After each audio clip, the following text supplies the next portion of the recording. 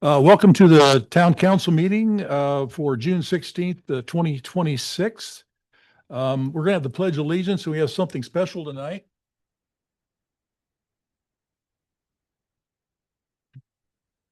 Carol, would you come up, please?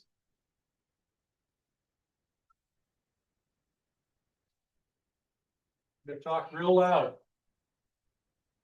Carol Fleming has created this work of art for the council chambers, and so I'd like to recognize her. She's a local artist, lives on Spur Cross, does fabulous work.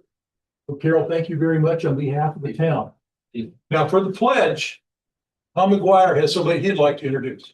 We have a young man in the audience today who has done geology. Many of you know I'm a geology person.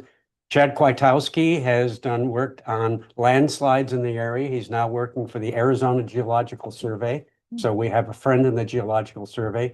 Chad, would you please lead us in the pledge of the flag? Allegiance to the flag of the United States of America and to the republic which it stands, one nation, under God, indivisible, with liberty and justice for all. Well done.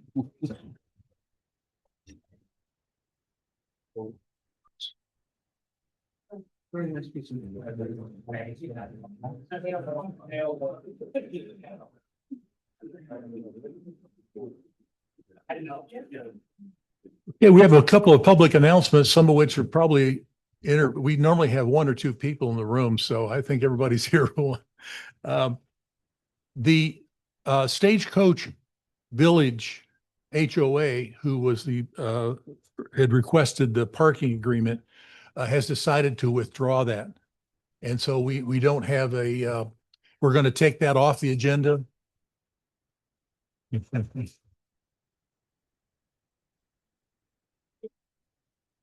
And what we're going to do is that we'll call the names of anybody who put a card in to say something. And so you'll have a chance to do that at call to the public, which will be right after the town manager's report. So if you want, you don't have to say anything, but you can say, and of course the standard 3-minute rule will be strictly enforced given the number of people we have in the room today. So with that, we'll turn it over to the let's see, I have one more thing. Nope, that's it. Okay, town manager report. Okay. Thank you, Mayor. Couple items, and it kind of try to abbreviate a little bit more. First item to report is tomorrow night, the town will be hosting a public meeting on the town's water resources. As you're aware, the federal government is anticipated to make a major announcement in July about water reductions that will affect Arizona. Basically, the Colorado River water that comes to Arizona will likely see reductions that will affect municipalities throughout the Central Arizona project area. The unofficial word is that reductions of the Colorado River water available to Central Arizona project cities and towns may range between 20 and 60%. As many people know, approximately 95% of our water here in Cave Creek comes from CAP, so this is very important.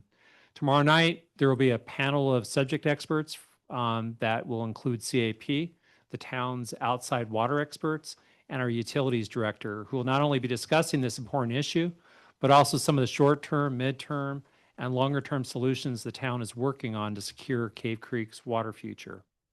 Residents are encouraged to attend the meeting tomorrow night. It'll be held in this room at 5 p.m. It'll be recorded and will be available to view later in the event if residents are unable to make it. The second item reports, the second report relates to the Cave Creek transfer station. A number of people are aware that Maricopa County is considering the possible closure of not only the county's transfer stations throughout the county, but also the Cave Creek one. The Cave Creek transfer station is one of the highest volume of the stations, of which approximately a third of all the customers come from the town of Cave Creek. Due to the impact that this will have on our residents, the town council was notified on June 3rd by myself, and information about the possible closures was posted on the town's website and social media accounts, as well as information about the public meeting that Maricopa County has planned for Thursday. That meeting will take place at 10 a.m. And residents are encouraged to do it remotely. That information is on our website. Go to our website at www.cavecreekaz.gov, and it's on the home page, and there's information. You click on that, and it'll take you to the hyperlink that will allow you to register and go onto that meeting on Thursday. As I mentioned, over the past week or so, the council and I and our staff members have heard from a number of residents who are concerned. For a number of residents, this is their only source of removing their solid waste and taking the solid waste to the transfer station. They don't have a weekly service due to the rural nature of our town and the expense of that. A number of residents have also pointed out the concerns about if this service is discontinued by the county, about the potential for illegal dumping in our desert. And that's something we see currently, and we don't want to see that increase. Based on these concerns, the mayor and I talked about this last Friday, and we are going to be sending a letter off to Maricopa County Board of Supervisors and the county manager expressing concerns about the possible closure and urging them to continue with the service. And that if they do end up making a decision that may end up having the county get out of the business, that they consider at the very least, having it be privatized so that our residents still have an option here in Cave Creek. Again, that letter will go out this week. And in addition to this, I know the mayor has some additional thoughts and points he'd like to address at this point. So I'll turn it over to Mayor Morris. Yeah, our county supervisor, Kate McGee, is also the chair of the Maricopa County Supervisors, and there are 5 of them. They operate under the same set of rules that we operate on. In the council, you can't talk to people and arrange things ahead of time, the open meeting law restrictions. So she cannot talk to people to do that. She is super, I called her, and she is super aware of everything that's going on. She knows that Cave Creek, she knows off the top of her head that Cave Creek was the busiest station, what it means to desert dumping, what it means to residents who don't have another outlet for trash. And so she is really interested in finding a solution to this that keeps that service in there. But she's going to need some help.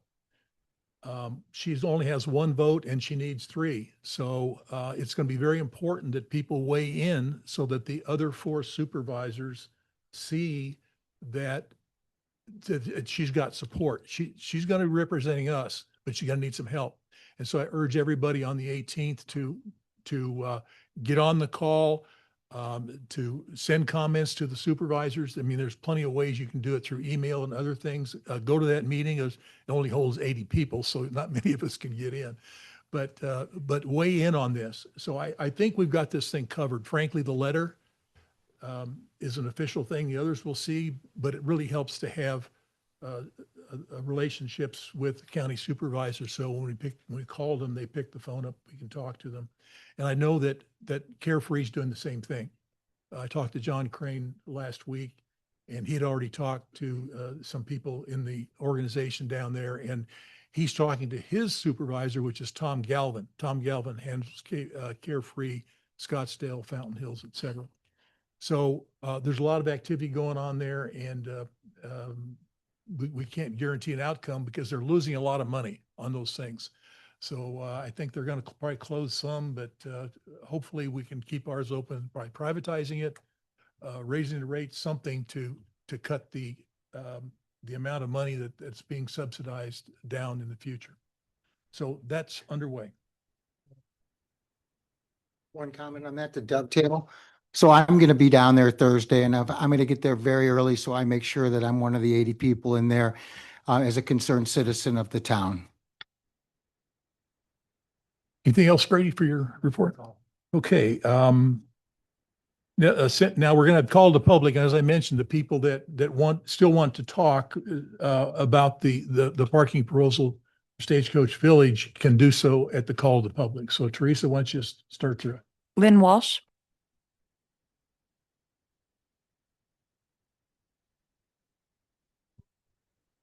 Lynn Walsh. I'm currently on the Utilities Commission, and in the past, I was instrumental in, actually, I wrote the grant for the park, and I also was in charge of landscaping all the medians back in the 90s using volunteers and writing grants and getting money from the federal government. I'm very much involved in saving the desert and desert education. I just wanted to make sure that all the people know that originally, these are the original plans for the park, and the expansion of the parking lot was always part of the plan. We hope that it won't be paved. We hope it'll be DG, but we need more parking there. In past, we've had events where we had to hike from Stagecoach Village, and I think it limited the number of people that come out for our educational events and so forth. So I encourage the council to go ahead and expand saving the trees and saving the bushes that you can, but we need parking in the town core. If you try and park at brunch, it's a mess. thank you. Jared Stenson.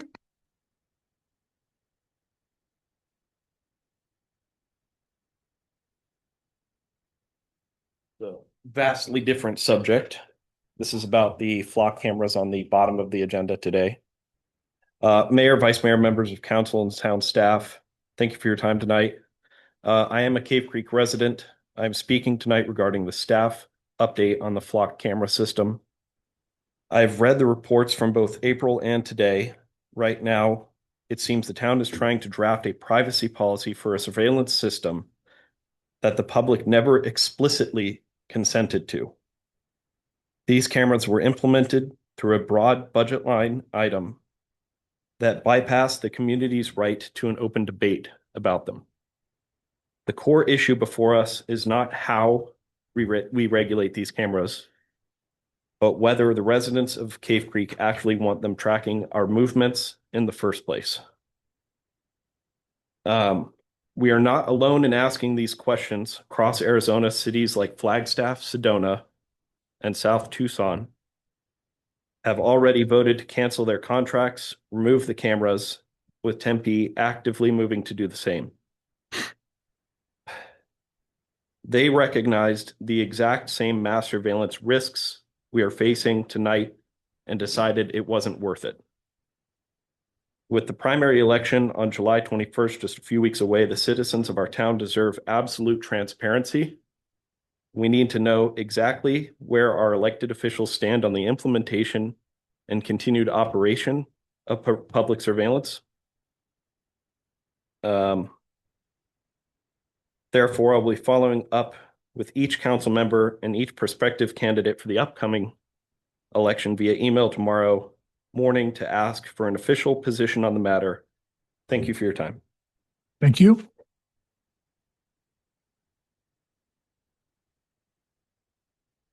Reed Ridioff.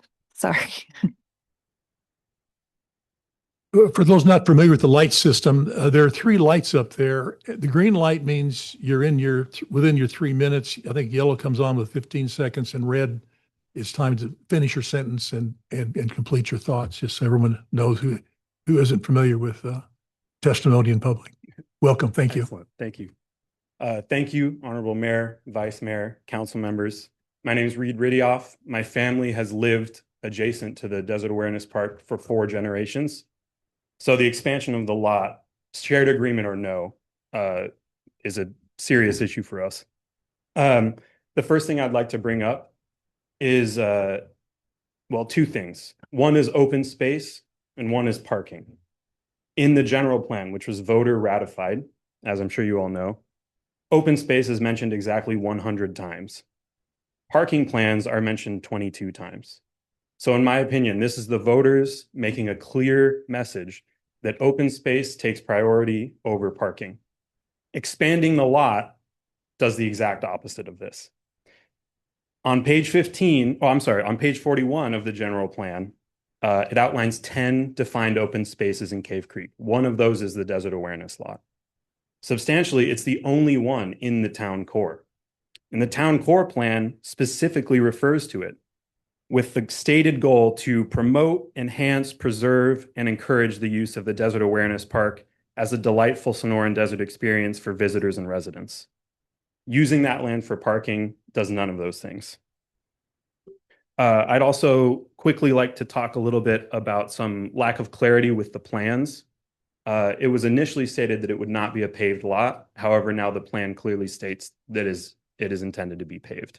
This causes serious concerns with regards to light, noise, proper screening in terms of potentially a wall, water runoff, setback questions, not to mention the continued expense to taxpayers.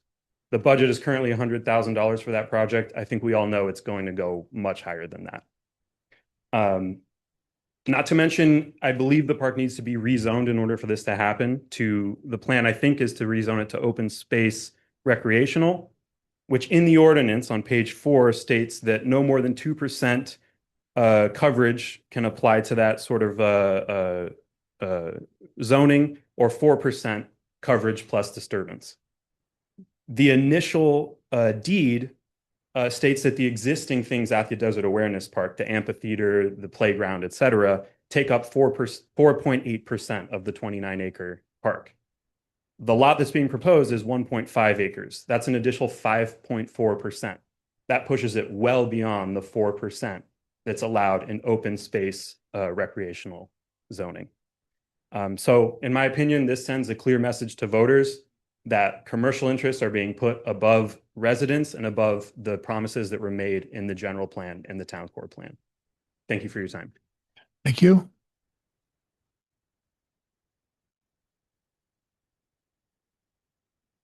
Bryce Rudioff.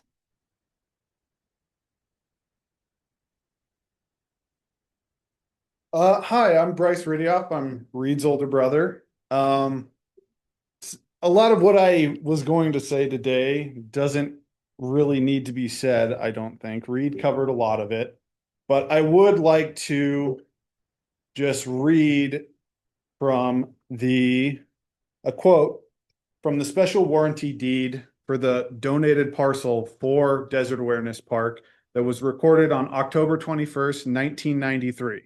The primary use of the property shall be limited to an open space public park for public recreation, with an emphasis on preservation and stewardship of the desert.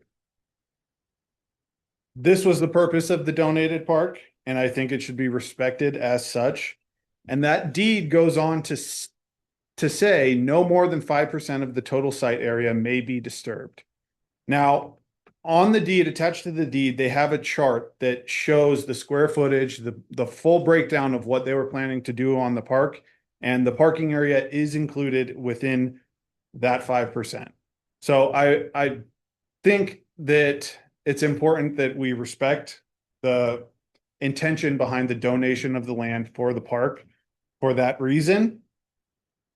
As well as I was at the neighborhood meeting on the 10th where the plan was presented to us, and we had some concerns, and a lot of them didn't seem to really be addressed. Some were concerning the wash and whether or not it would be culverted to cross it, because there was intended to be a bridge to connect the two parking lots, and we were told by Luke that it was intended to just be graded an on-grade connection between the two parking lots. And anyone who's lived next to Stewart Wash or seen it or been to Desert Awareness Park can see for themselves that it is deepened and it continues to deepen, and it's actually already been diverted once before by the town. I'm not sure when or what their actual stated reason for that was, but I believe it was probably because the parking or the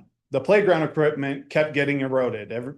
We've seen it all swept away. The park actually used to include volleyball nets and they were all swept away with the floodwaters. I don't think that these costs have been thought about when it comes to the parking structure that, or the parking lot that they're intending to put in there. And I think they should be considered before moving forward with putting a parking lot on that parcel. And that's it. Thank you. Thank you.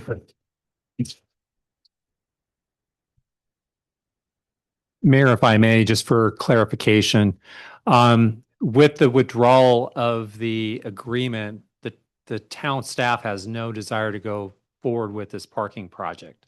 So I'm not sure the public is aware of that.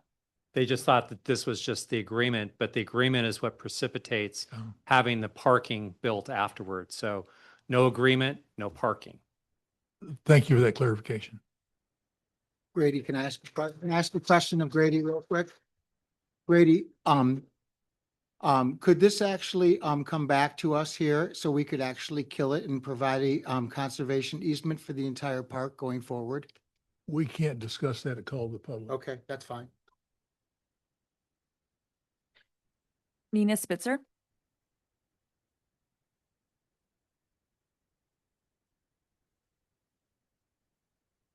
Nina Spitzer, Cave Creek resident. Good evening, Mayor, Council, staff. I am happy about the announcement.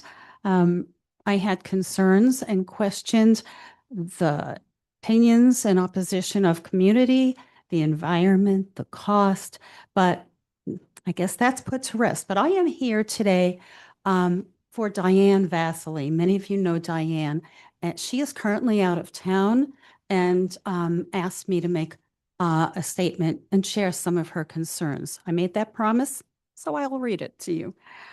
This is Diane Vasily from the Desert Awareness Committee, a resident of Cave Creek. I've been with the Desert Awareness Committee and administering to the Desert Awareness Park since 1993. On this matter, I have two main concerns. First, we of the Desert Awareness Committee are not opposed to parking or expanding the parking area as it was designed in our original Desert Awareness Park plans, as long as you do not remove the desert willow trees which line the area where the parking will be expanded. Not only do we use the trees in our tours of the park, but their roots help hold the water and the wash bank together. If you don't hold the bank together, we will continue losing parts of the park to erosion with future rains and flooding. We don't have to think about that now. Two, another concern is the possible construction of a structure, either a pedestrian walkway or roadway over to Stagecoach Village. I feel this would be unwise. I can't imagine placing a structure over that wash for the same reason as previously stated, since it would potentially weaken the integrity of the wash banks. We've already lost much of the bank in one of the last major storms. I can't remember which year it took out 50 feet of our park on the north side from water rushing down the wash, going across toward the north and scouring out an entire picnic area. Ultimately, our main concern is that fire hose type wash, which parallels the parking lot, is not weakened by this project in any way. I thank you for keeping that in mind. Hopefully an engineer like Wayne Anderson of the past will be the one who he'll consult with to make sure these concerns are addressed. And when I speak to Diane, I am sure she will be extremely pleased with the withdrawal. So thank you. Thank you. Jean Ridioff,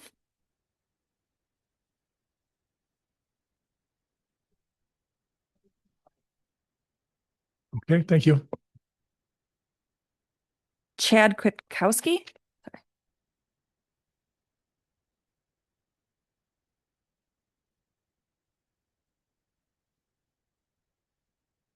I drove up from Tucson, so I'll say my piece and a perfect follow-up to Diane's statement, or Diane's, the statement via Diane's friend. My name's Chad Kwiatkowski. I'm a former Cave Creek resident, having gone through the entire K-12 system in CCUSD. I'm now a research scientist with the Geohazards Group at Arizona Geological Survey, but I'm here on my own accord, and the opinions expressed are my own. So some of this isn't relevant, but some of it most of it still is. The proposed parking area is entirely within the highest hazard flood zone as mapped on the 1978 USGS publication, Delineation of Flood Hazards in the Cave Creek Quadrangle. Has this study been reviewed? I emailed a link to this resource in my email to council and mayor and vice mayor today, and I have copies of the relevant sections if anyone would like them. Subsequent geologic studies in the area have further suggested that the area around Desert Awareness Park is vulnerable to flood hazards based on the unconsolidated sedimentary material that forms the terraces next to the wash. The flood of August 19th, 2014 exemplified this hazard. At Desert Awareness Park, intense lateral erosion occurred, destroying erosion control structures on both sides of Galloway Wash and widening the wash by as much as 50 feet. 2 cars and a mobile home collapsed into the wash just downstream of Desert Awareness Park. A few homeowners in this area filed a lawsuit against the town regarding increased erosion at their property due to the erosion control structures at Desert Awareness Park. Although the lawsuit was dropped, a publication by flood geomorphology experts regarding the 1983 floods along Rito Creek in Tucson did indeed find that erosion control structures increase the erosion hazard along unprotected banks downstream. Recent field reconnaissance, a couple hours ago, revealed that erosion along Stewart Wash is ongoing, as evidenced by roots protruding out of the steep wash banks and active gullies that with time will erode headward deeper into the proposed parking area. Increasing the amount of compacted dirt or worse, pavement in the area will alter wash hydrology and possibly increase erosion. Removal of native vegetation, including willow, palo verde mesquite, desert broom, and more, will remove critical Sonoran desert habitat that wildlife depends on. This would be in complete opposition to the goals and objectives of the town of Cave Creek and to the very nature of the Desert Awareness Park. Thank you. Thank you.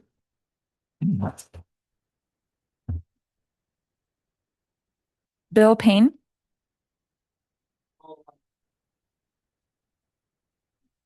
Philip Payne. David Phelps.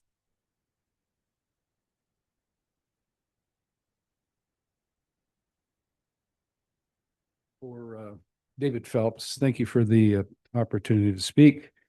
For item number 4, I see the path that we're on before today. The path that we were on before today included Arroyo Road, Cloud Road, Town Hall remodel, the flock camera, and the Gateway Park parking lot. The opposing road or path, the 4,005 acre committee work that was done, bringing a consensus to what needed to happen in our town, along with the Morning Star Trail Committee. That's the other path we can take. I don't know if you guys are starting to see the pattern I'm seeing, but the pattern is the longer you guys work these issues behind the scenes with the applicants and then download them 5 or 6 days before we actually have the hearing, the more these things tend to blow up in your face. It's the reality of having this particular business style of closed government. Get as much done as we can before they find out. When they find out, we'll see what we can do to satisfy certain temperaments. We'll see who we can buy back to our side with our people. I think time has come that we need to not hold the CIP plan so high in regard, as that plan is a 4 or 5 year forecast with placeholder amounts. And it's too much for the town residents to continually follow. Additional communications are needed to mitigate the long meetings on the budgets. We've all been to the day after day meetings on the budgets. As you know, they're sparsely attended. We need a meeting on the need for the town to pay for parking, period. Especially for businesses that sell their parking spaces to vendors and then create a parking problem for themselves. I feel no need to subsidize their parking problem. I think it's atrocious that the town would take the position that somehow the town has adopted a parking problem that they didn't create. The businesses know how much parking they need to make their businesses work. The plan should be is that the businesses work together to create the parking solution they need, not the town, not the town's coffers, not the town's street department doing the blading, grading, grubbing, the planning department doing the planning. This is a private issue. It's with the business interests that make the money during the special events that come to town, period. The $100,000 that was allocated to this park project for parking should stay in the park. Since 2014, the park has not had adequate water or electricity for the Desert Awareness Committee to do their activities. I think that money should go to that. Should remain in the fund. I'm pleased to hear the finishing statement that the town manager heard, that we have finished the fix for the parking question for now. Please wrap up The your issue is comments. dead. Your time is up. That's all the comments I have on issue 4. If we have other issues that we're supposed to get over with, I'm a little confused by Jared came up and did the flock camera, but I mean, do you want all the issues that we're supposed to talk about now, or This is called to the public, so just for issue 4? so it's open, but you only have 3 minutes for all of your issues. That's a BS deal. That is a BS deal. You're out of order, Mr. Phelps. I'll remain out of order. Please sit down.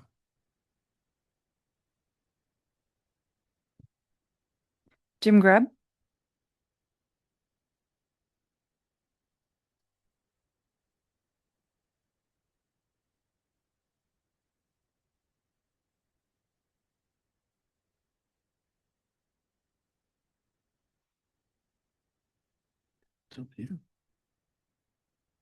Okay.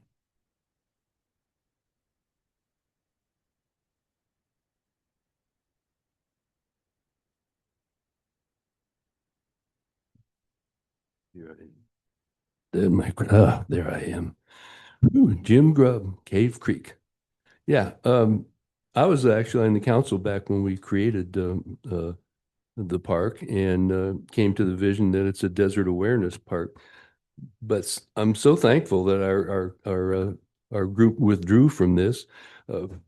Putting a parking lot there is just a really, really bad idea. And the second bad idea is the town should not pay and never pay to buy parking and pay for parking and pay the maintenance expenses for parking for our downtown businesses. That is their issue. We need a public-private partnership with the town to solve those problems, so we work together as a team to solve those problems. That's where we should be. Now, I do have one question. I'll ask it on Thursday at the Informed Cave Creek voters for all the candidates regarding Gateway Park. So here's my question. I'll say it twice because I want everybody in the audience to hear it as well. What is the future of Gateway Park in the next council? Please answer that question on Thursday, all the candidates. I'll say that again. What is the future of Gateway Park in the next council? Thank you very much.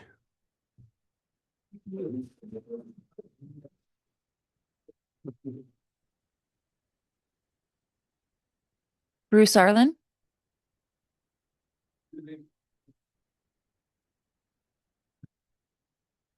Katrinka Wilson,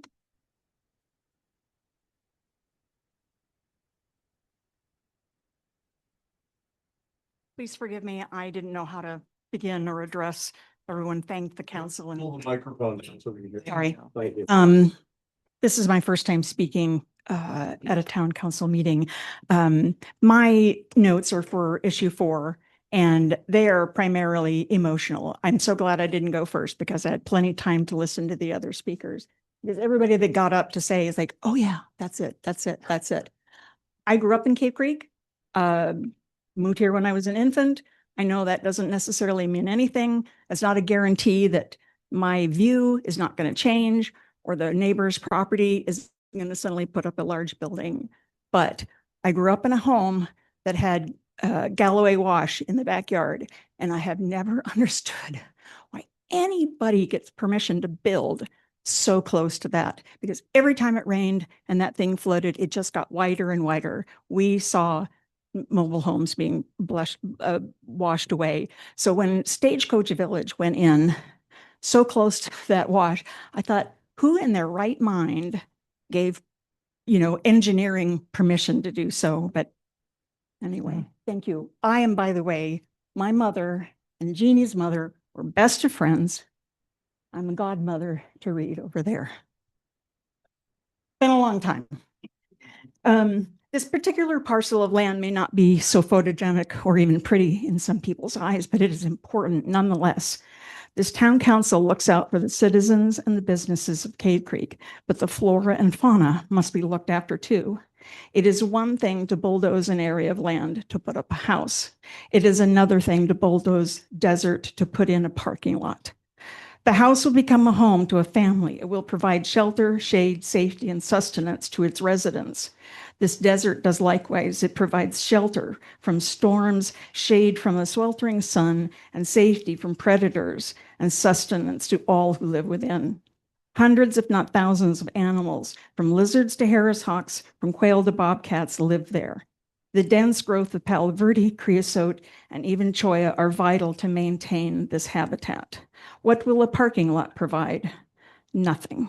No protection for the sun or hailstorms, no cover for raising the young, no food, nothing. Only a hot, smelly, black surface for putting an inanimate object on for a brief period of time. The destruction of this desert in order to provide a space for a few cars, which will be on it for a few hours, for a few days out of the year, is really shameful. If you must provide more parking, build up. I'm sure that has been an issue because seem to be some height things, I guess. Create a second level. You would gain your desired special event, read less than 20 days a year, overflow parking, while also creating shaded spaces. Oh God, for your rest of the year customers.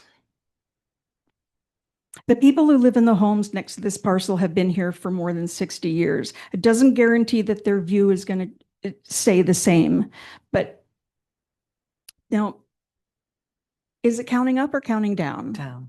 Your time is finished. Oh, I've gone over. Oh, you're all right. Yeah. Well, The world won't end. okay. Again, that was emotion, and everyone else, especially Reed, had so many details. But I hope that the council will at least remember that the next time an issue for a parking lot comes up, you go. Thank you. Thank you.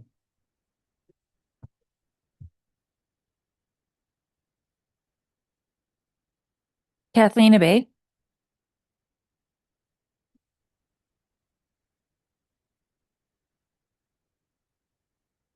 Hello, Mayor, Vice Mayor Royer, distinguished council, and everybody else who's here, staff. When Grady made his announcement, I came in a little bit late, I apologize, to say that this has been withdrawn. I thought about maybe refusing to come up and speak, but I think I'd like to anyways.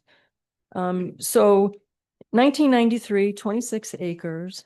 This was donated by the Desert Gateway Park people. I don't think it's together anymore. I may have that title wrong. Anyways, it was a donation to the town to be designated as a public use park. And there are specific deed restrictions in there that we've already discussed. And I'm reaffirming all the statements that have already been made in opposition for putting a parking lot in this space. However, I wanted to add a couple of things. So the town of Cave Creek has in the past recognized this park as it has a historical recognition on it. And it's to be maintained as a park. And in the deed restrictions, it's to be preserved and it's supposed to be in first-class condition. And there's people in the town and that have a desire to have a park. I know Desert Awareness Committee is taking care of the park, but we as a community, I went down there to see what the parking lot would do, and I saw the stakes that were put out and the homes that are there. None of you guys would want to live in one of those homes if you got a parking space coming right there, and this is your patio of that home right there. daytime, nighttime. It's going to be noise. It's going to be lights shining in their back kitchen window or whatever room that is there. It just doesn't seem right. It doesn't sit right with me. I think that the other legal issue that came up to me in the original deed was that it states in there that the paragraph 8, which talks about the restrictions, is to run with the land. And this land has transferred over to the town now. So I'm not a lawyer, but from my research, the only one who can pull back a restriction is the grantor. And that would have been that desert committee that donated the land to us. Cave Creek Gateway Limited Partnership is who donated the land to us.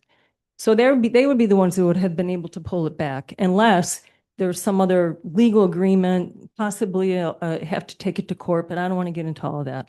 But another one of my key, so I don't see how we can write another agreement that says runs with the land when there's already an existing agreement that says it runs with the land. Whose runs with the land takes precedence? And the other thing is stewardship. I think as a community, we have this beautiful asset that's a park. I'm all for the businesses. I think the businesses help support us. It prevents us from having a property tax. I support the businesses, but I don't see how this is going to enhance the business anymore to bring that much more into the town that's going to help us with things. But I think we need to be better stewards as a community taking care of this park because it's beautiful. It's an asset that we need to take care of. And in the documentation, it does say keep it in a first-class condition. So I agree that we should keep the money in there. I think the roof on that rotunda thing needs to be repaired. Kathleen, please finish. Your time is up. No, Yep. I appreciate it. Thank you very much. It's a great asset and I think we should maintain it as such. Thank you. Thank you.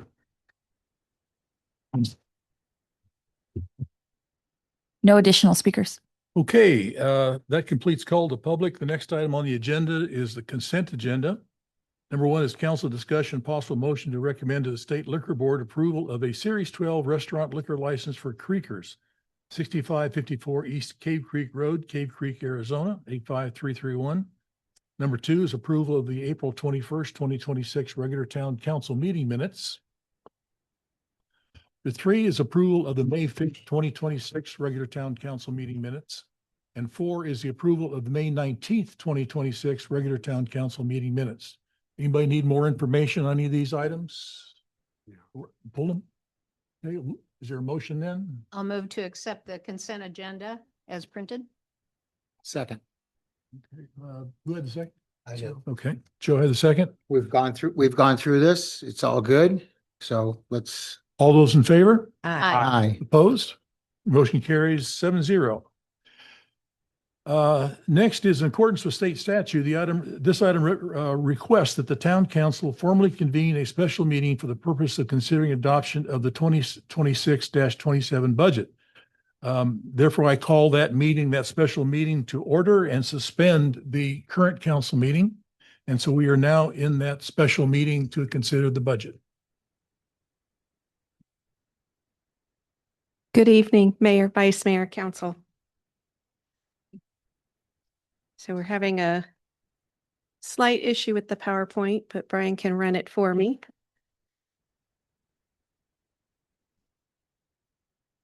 So this is the final step in our budget process for the adoption of the final budget. On this slide, it shows a summary of the expenditures by the categories, the operating budget and the capital improvement budget compared to fiscal year 26. So the operating budget is going down about 1.5 million. The capital improvement budget is going up about 6.5. So the net increase is about 5 million. I have at the bottom just a list of some of the highlights of what's included in the budget. So on the capital improvement side, 12.1 million of that is for new water resources. So that's a significant item that is in the CIP that's creating such a large dollar amount, in addition to 16 million for the acquisition of open space. We had conversations that with the State Land Department, it could be 12 to 18 months. So we have it in the budget for fiscal year 27, just in case we're able to move on it within that year. 6.2 million is in the budget for the town hall remodel and expansion, as has been discussed previously. That is on hold, but it is in the budget available if we're ready to proceed during the year. There's 8.1 million for other utility capital improvements, various improvement projects related to finishing up the Phoenix Interconnect, the evaluation and the trying to get some of those wells back online. A variety of projects make that up.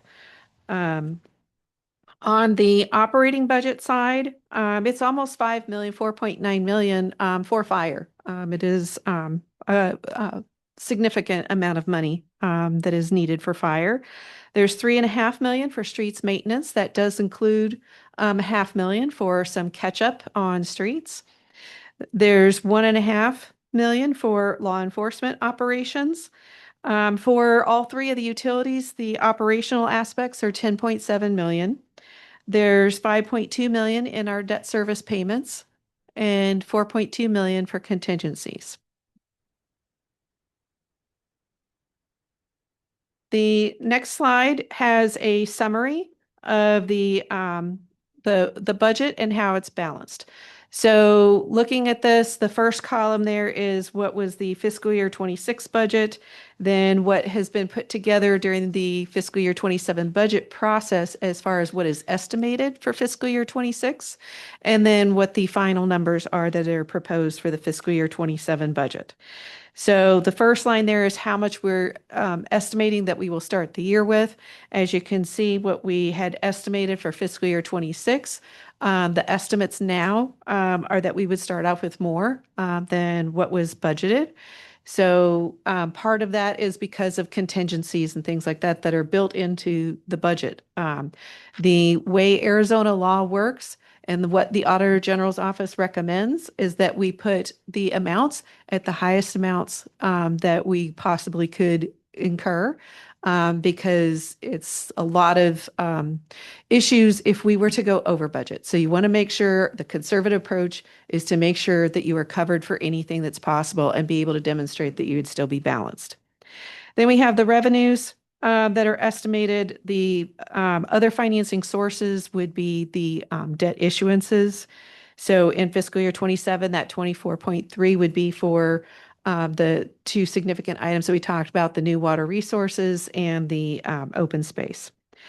When we back out the estimated reserves as of June 30, from the beginning balance and all those resources coming in and the reserves we need at the end of the year, that tells us how much resources we have available. Then we have the estimate of the expenditures. And so the difference between those two numbers is excess resources available. So we actually are not budgeting everything that we possibly could and still be balanced. And then the bottom line there is just taking what those reserves at the end of the year plus the resources available to see what the total fund balance would be. This is a formula calculation on how this is done, and it assumes that that we would only receive the amount of revenue that has been estimated, which we try to be a little bit conservative in those numbers, and that we would spend every last dollar of what's in the budget, which we know that we typically would not do.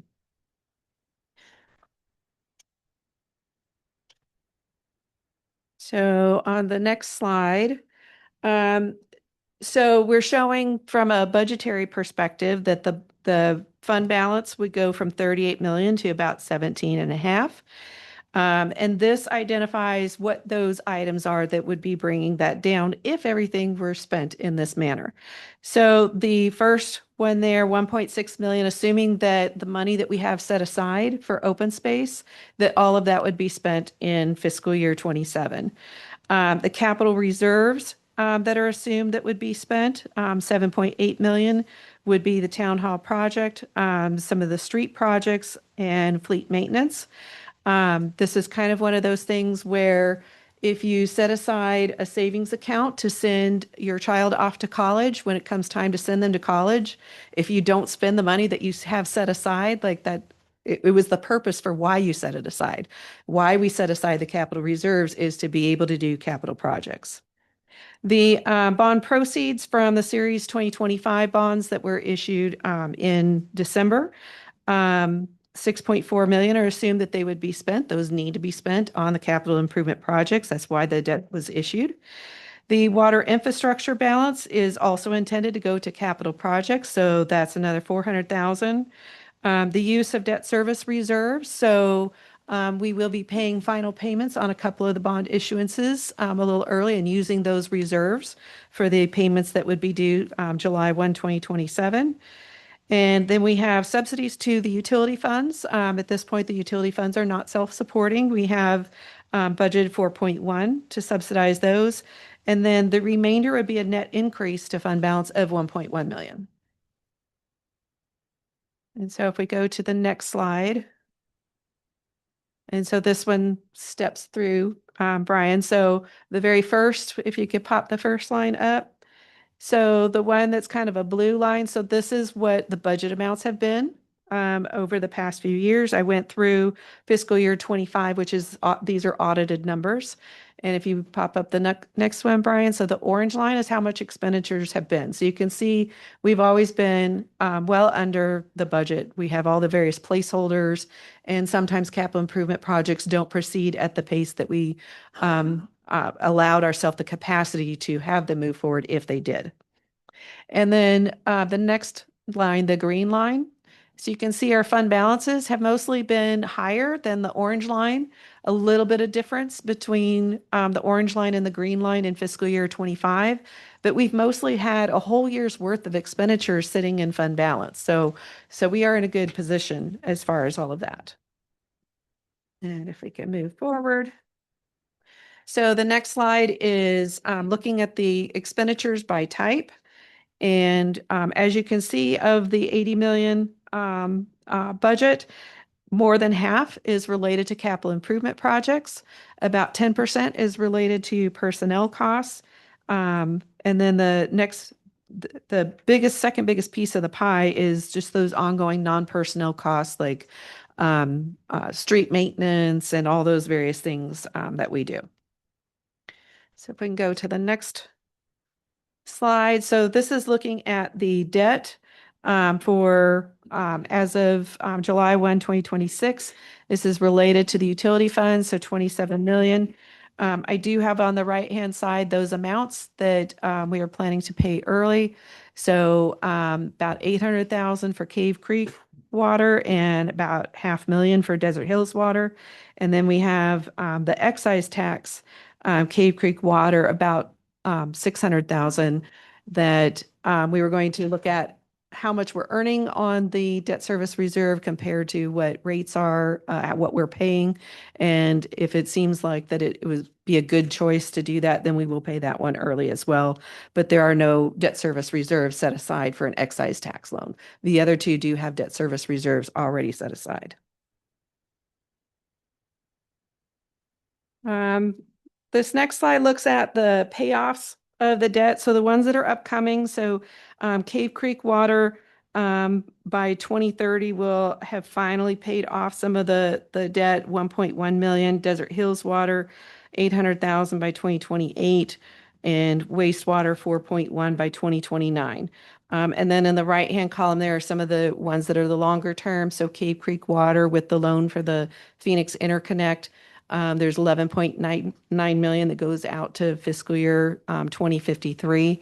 And then the issuance that just we had just done in December represents the other three items there. In the capital improvement plan, so of the amounts that are in here, as far as debt, the capital improvements fund, this is related to the open space. So what we had set up in the budget was an assumption of about 12.3 million of debt. This is something that is still in the works as far as like what the final numbers were going to be, appraisals, all those various things. So it's definitely not a final number, it's a placeholder. The other ones are related to the utilities. In the conversation with council during the rate studies, one of the things that was discussed is that we would have the capital improvement projects debt financed for utilities going forward to help smooth out those costs. In Cave Creek Water, there is the 12.1 million related to the new water resources.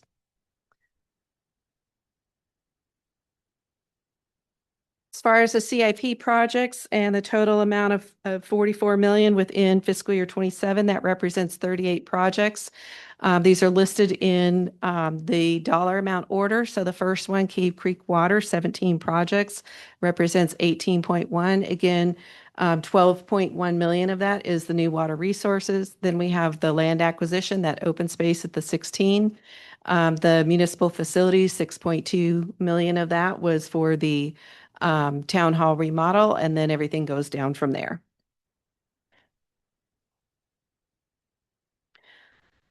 Looking at the revenues and the other sources, so 60 million in all of these resources. The biggest piece of the pie there would be the debt financing at 24.3 million. We have the TPT, so our sales taxes is about 14.4 million, or about 24% of the pie. The charges for services related to the utilities, so all of those rates that get charged, that represents about 19% of the pie. State shared revenue, we have incorporated in this some of the reductions that we are expecting to see related to the incorporation of the latest Arizona city, so about 4% of our pie.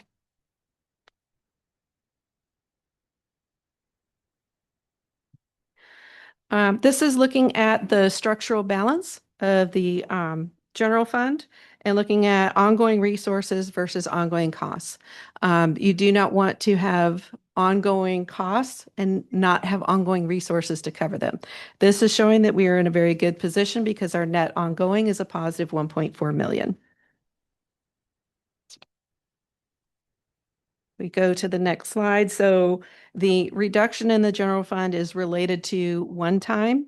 So the net of the one-time amounts is a net of 5.4 million, bringing down the general fund balance. On the right-hand side, we've talked through these charts in the previous meetings. If we look at it without the subsidies that we're doing to the utilities, then we would be structurally okay, including the one-time at a positive 140,000. But with those subsidies that we are doing to the utilities at this point in time, that is bringing us down the 4 million. Looking at the general fund reserve, so the operating reserve for the general fund based on the 25% is 3.1 million. Operating reserves for the other funds that the general fund is covering for the streets, the utility funds, and the rodeo grounds fund is about 2.9 million. And then we have equipment replacement reserve set aside and reserve for capital funds that's related to our Southwest Gas franchise agreement and the Desert Hills water loan. After all those reserves, there's available resources in the general fund that are basically not assigned to anything at this point in time of 7.2 million. For the Cave Creek Water Fund, the ongoing sources and resources and ongoing costs. So the net ongoing is a positive million, but when we look at the debt service compared to that, it puts us at a negative approximately 1.8 million. In order to keep this this fund balance, it requires the 12 million of the debt financing for the new water resources and a $2 million subsidy transfer from the general fund to help cover and balance the remainder of the fund. To cover that net after the debt service in the table of the 1.8 million, that would be a cumulative rate increase of 30%. To eliminate the general fund subsidy would be a cumulative rate increase of 34%. For the Desert Hills, so the net ongoing is a positive 617,000. After debt service, it's about negative 300,000. This does require a cash loan from the general fund, estimated at 135,000 to help cover and balance this fund. This is something where you cannot report in your financial statements negative cash because there is no such thing as negative cash. So in the pool of the cash, it is interfund borrowing. The net after debt service of approximately 300,000 would require a cumulative rate increase of 7% to eliminate that. It would be a 3% cumulative rate increase to eliminate the 135,000 general fund cash loan. And in order to eliminate the deficit fund balance, it would be a cumulative rate increase of 14%. For the wastewater fund, the ongoing is not structurally balanced. It's a negative of over $500,000. With the debt service, that puts us at almost 2 million deficit. In order to keep the fund balance, it requires a transfer of 2.2 million to help cover all those various costs. The net ongoing to eliminate that $500,000 would require cumulative rate increase of 30%. The net after debt service would require 117% cumulative rate increase, and to eliminate the general fund subsidy would require 129% cumulative increase. Does anyone have any questions? Questions from council? One question. Thank you, Mayor. Thank you, Sherry, again for the detailed presentation. Was there anything in Arizona state budget recently passed that was a surprise or would have an impact on Cave Creek's budget? No, there wasn't anything that we were made aware of that would impact us. Okay, thank you. Others? No. Okay, seeing none, public comment for the hearing, this special meeting? David Phelps? He's not here. What do you, he left? Okay. So, do we have to go to this, right? So we have to have the public hearing Well, we're in the hearing now. and Yeah, so there was no comment from the Mhm. hearing. Sorry? As this is a public hearing, you can also see if there's anybody that wishes to speak Anybody? that hasn't wish to turned in a speak on card. the budget? Seeing none? Okay. So, I guess we're ready for a motion then to accept the budget, right? Next year? Does he close the special meeting? Just close the hearing. Close the hearing first? Okay, the hearing's closed and we're back in the regular meeting at this point. I think you have to adopt it in the special No, you meeting. Close the hearing. Now you're gonna act. The public hearing is over, but now you're gonna act as part of the special meeting. On item 2. Okay, okay. Pretty confusing. Yes, it is. Why it requires a special meeting, I don't know. Mayor, it's item 2. If you read item 2, it's the resolution that you would be. Right here. Okay, well, I'll go ahead and do this. We move to approve resolution number 2026-10, adopting the fiscal year 2027 final budget. Second. Okay, I think it's a good budget. We continue to put money in the bank every year. We've got issues to deal with the subsidies. Part of that is waiting for the bonds to pay off. Compounded by the fact that we have to buy water, and we've taken on the task of spending $16 million for open space. Well, your mic. Microphone. Oh, yes, it's not. I don't think I remember that speech again. Thank you, Kip and Kirk. Okay, so I'm in favor of it. So, Tom? First, I want to thank you and staff for doing a great job in bringing forth this budget. We've discussed it before, and I'm very pleased with what you've done. We went through a whole process in public, and I think it's very important to do that. I also want to stress that there is a difference between the budget and the expenditures. Sherry, you did make this clear, but just because we have money budgeted doesn't mean that we're going to spend that much. We have to have a ceiling. We can't go above that ceiling, and we have always spent considerably below the ceiling. That's the flexibility that we need. Thank you. Okay, comments to my left, Tom or Cynthia? No, that's Comments? my second. Yes, Cynthia. thank you, Mayor. I'm pleased to see the progress with the accelerated debt service payment, staying ahead of target on paying down our debt. Even though I have to compliment Sherry, I understand debt service so much better over this past year's budget preparation process. So it is a learning curve as a newer member of council to understand how all the jigsaw pieces of a budget fit together and how those jigsaw pieces change over time as we have more financial reports come in. So thank you. You're welcome. Comments? I think the budget's adequate. I appreciate the fact also that we call out spending where it is, such as subsidies. So I think it's a good budget and I think I support it. It's on. It's on. No, we can't hear you. Oh. Let me pull it a little closer. Is that better? All right. I do appreciate the honesty in the budget. This is the first year I think we've actually talked about subsidies, so I appreciate that. The fact of the matter is we do have some issues that we're going to continue to have to work on over the next few years, but I think you've done a marvelous job on this, Sherry. Thank you. Well, I think everybody agrees with that. Yeah. Thank you. Sherry and staff, bang up job. Thank you. Vice Mayor? Agree. Fabulous job from the staff, a lot of work. But what it shows is how much work we do as a town. It's incredible the amount of work that this staff puts out and for the benefit of all of us who live here. So I'm grateful. I'm thankful we have enough resources to get the work done.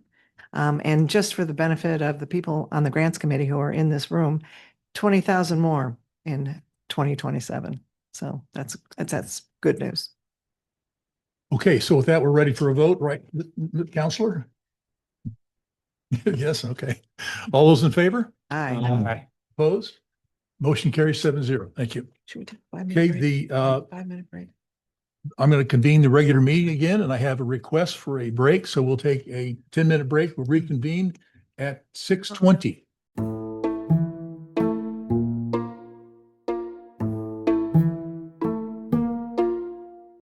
In the Turquoise Circuit Finals Rodeo to extend the existing contract for an additional 5-year term. Thank you, Mayor, members of council. This is a pretty straightforward contract extension for council's consideration. At the conclusion of last year's first Turquoise Circuit Finals Rodeo held at Cave Creek Memorial Arena and Rodeo Grounds, we started to have discussions with the Turquoise Circuit Board representatives. If you recall, the original agreement had a term of 2 years, which would have set to expire at the conclusion of this year's Turquoise Circuit Finals in November. Both Turquoise Circuit Finals and town staff went to the original agreement and have extended that agreement. So now that the expiration would be at the conclusion of the rodeo that will occur in 2030. The town, as far as the hosting rights and responsibilities, all of the finer points in terms of the contract remain the same. The town agrees to sponsor the Turquoise Circuit for a sum of $15,000. In return, the town receives a $3 per ticket sold surcharge on all tickets sold. Then, the other things that are in the agreement as far as town providing the water truck and everything for the duration of the event. So with that, I'll answer any questions that council may have. Did I understand you right to say that there are no changes? Is this the exact same thing we had in the past? So the difference, if you recall, the original agreement was a 3-way party agreement with Cave Creek Rodeo Days. Cave Creek Rodeo and Turquoise Circuit have decided to part as far as the contract terms are involved. So Cave Creek Rodeo isn't providing anything to Turquoise Circuit, and there's no reciprocity with Turquoise Circuit to Cave Creek Rodeo. And then all the other terms apply as far as the town of Cave Creek and Turquoise Circuit. Is Cave Creek Rodeo involved at all? From a volunteer standpoint, they will be and continue to be. But I think at the end of the day, when the dollars and cents were kind of divvied up at the end of the last or the first event, Cave Creek Rodeo didn't see any monetary benefit to having a contract in that regard. So, and I spoke to Cave Creek Rodeo Days board members, and they're in support of this extension as well. One thing I'm concerned with is, we're letting them operate our equipment. No, They do not operate our equipment. So we operate the tractor and they bring their own tractor to operate. We operate the water truck for arena watering and dust control for the grounds. and the I forget what the name of the groomer is, but you've welded that so they can't dig too deep and bring all the rocks and crap to the surface. Again, last year they decided to bring their own arena groomer for the event. Well, and what happens if it goes too deep and we ruin the arena? So again, their arena manager, and James Orcasitas is on the call, thankfully. So I'm not too on the spot here. He can back me up or if I've missed anything. Their arena manager is probably the best in the country. He wins the award every year for best footing. He worked our arena last year and did a fantastic job. We actually learned a lot from him, the way that they. Well, I'm not worried about I know it's good, but I'm worried about something happening that I'm worried about damage. Covering damage is done because we don't want to cover it. If they're going to operate something, they have the responsibility. They should also have the responsibility to fix it if something gets broken. Absolutely. Are we covered in this? Yes, we are. James is okay. Yes, sir. So there is a stipulation in the contract for that, then you're saying? There is. Okay. Okay. Cynthia. Thank you, Mayor. Luke, could you remind us what the sponsorship fee that the town paid for the first year? 15,000. Okay, thank you. Yeah, that does not change. Yeah. Mayor. Do you happen to have the attendance figures from last year? I do not off the top of my head, no, but I know for the town standards, it was low. And I think for the turquoise circuit finals, they were actually pleasantly surprised and looked to grow in their attendance year over year. So do they have any plans to do marketing a little differently this time so they get more people? Absolutely. Yes, we do. Again, and I can turn it over to James, but I know last year was a bit of a time crunch. And then also there's a bunch of different PRCA regulations about how to advertise, when you can advertise. And I think they were up against another PRCA competing rodeo that was within kind of that same window for marketing and advertisement. They've started advertising and promotion much earlier this year. Thank you. Are there questions from council? James, would you like to weigh in here? Thank you all so much. I sincerely appreciate the opportunity to speak in front of you. We are just thankful for having a new home, and we look forward to having a new home for many, many years. That's why we look to have a 5-year contract. Working with Luke, working with the town, all the folks that are there, it's a very, very, it eases your heart and makes your life a little bit easier when you've been around rodeo as long as I have. Me being the president and taking it over last year and switching venues, that's a little, sometimes it's scary when you do that because the turquoise circuit doesn't have a home per se. We kind of share arenas with other rodeos and we try not to disrupt it all. We are under the umbrella of the Professional Rodeo Cowboys Association. So we have to follow some very, very strict rules. Last year, we were considered the new rodeo in the area. So all the other rodeos within 50 miles of us had to approve us moving into their area. So we had to get through that, go over that. It did affect Scottsdale's second rodeo, but it kind of, once we went by the rule book, we found out it didn't really affect them because they were a new rodeo just as much as we were. So that didn't affect us as much. But going into a place where you all understand rodeo and the tradition and the history of it, we're trying to put on an event that this is the Super Bowl of rodeo for the blue collar rodeo eventers. They have jobs, they have full-time jobs, careers, families. They can't go nationwide, worldwide to rodeo. this is one of the top 15 rodeos in the world that people want to get. It's a gold buckle that they're after because at some point, at the end of the day, this is the farthest some of these contestants will ever get in their rodeo careers, not because of talent alone, but because if they have a family, they'd rather stay home and succeed this. With winning our rodeo, you go to one of the second largest rodeos in the world, the NFR Open. So Cave Creek, the Turquoise Circuit in Cave Creek is the gateway to the second largest, most coveted buckle in the world. Okay, well, thank you very much. Okay, I guess we'll call the public or public comment on this. I have none. There's no public comment, so I guess we're looking for a motion. I'll make a motion, Mayor. Go ahead, Cynthia. Move to approve an amended contract agreement between the town of Cave Creek and the Turquoise Circuit Finals Rodeo to extend the existing contract for an additional 5-year term. Second. I heard the second, Tom, maybe he's a closer. Okay, joint seconds. I don't know if that's what. So can we do them, Ron? All right, you had it, Tom. Go ahead, your comment. Or Cynthia, excuse me. Thank you. No, I attended the Turquoise Circuit rodeo performance last year. I thought it was a well-managed event. It came at a time in year that I think will continue to attract attention in the town of Cave Creek and the surrounding area. And I think it adds to the stability of rodeo activity and takes advantage of some of the improvements that we have put into the rodeo grounds. So it's a good step forward. Cynthia, here with you.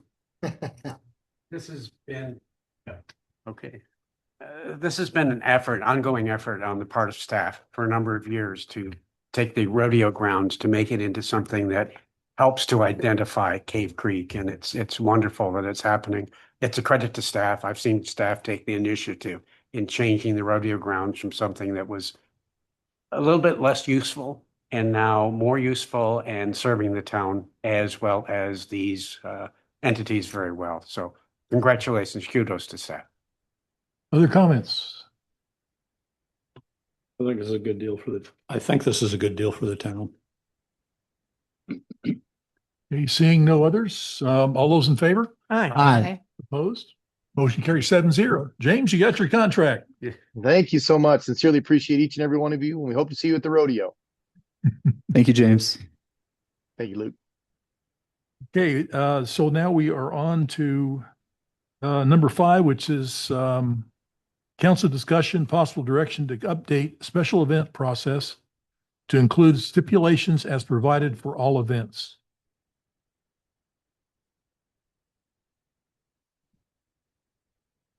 Good evening, Mayor and Council. So Luke and I will be presenting on this. I'll let him start with some of the history. He doesn't know, but he's surprised now. Disappeared. It's the moment. That's again. I got to pick the pictures on this opening slide here, and I just want to bring everyone's attention to the one in the middle there, kind of lower middle, the parade that was held to celebrate the bicentennial of the United States. You can see Cave Creek Road is a modest dirt track there. Yeah. Wow. Do I see the gas station there? Yeah. Yes, yeah, that's Earl's in the background and the treehouse, if you can make out the treehouse. But yeah, so definitely changed quite a bit. There are a lot of people there. Yes, Yeah. yeah, more for my senior high school homecoming parade in the same location, I'll tell you that. So just real quick on the history, as you recall, or you may not recall, obviously, but in 1987 or 1986 when the town incorporated, we incorporated under the Maricopa County zoning ordinance from the 1960s. It was our first zoning ordinance.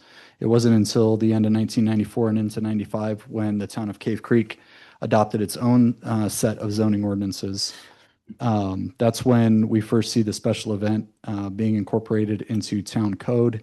That was in the zoning ordinance from 1994, essentially until 2009. So I just kind of went through and gave all the ordinance numbers that the first adopting ordinance and then the 8 times the special event ordinance has been revised since. Then you can see, obviously, prior to 2009, this was kind of shocking. I think back of Ian, but all special events only required the approval by the zoning administrator. And they had to be applied for a minimum of 60 days prior to the event and a maximum of 180 days.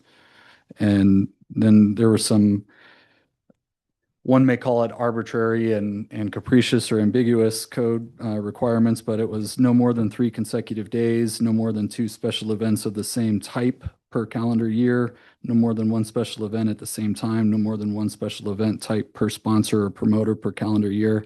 So that really created event promoters to get creative. It's not a food and wine fair, it's a wine fair. Then the next weekend, it's a food fair. Then the weekend after, it's an art show. Then the weekend after, it's a craft show. It's never an art and craft show.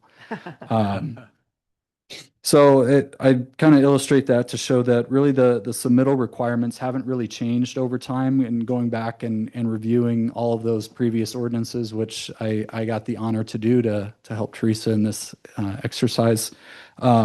The traffic control, insurance, security, restrooms, parking, business license requirements, et cetera, have largely been unchanged over time. So those are all things going back to 1994 that were important to review, and they're still at the heart of how we review and administer special events today. It's really a health, safety, welfare is kind of the core theme of why we require a permit for these, what we review, and then how we inspect and enforce.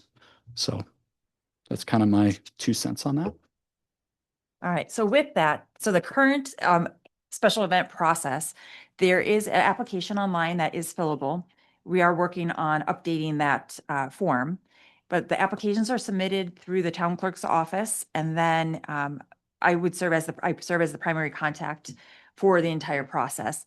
The initial fee actually went, we did raise it this last year from 100 to 150 now. And that's the application fee that we take in for all of the forms.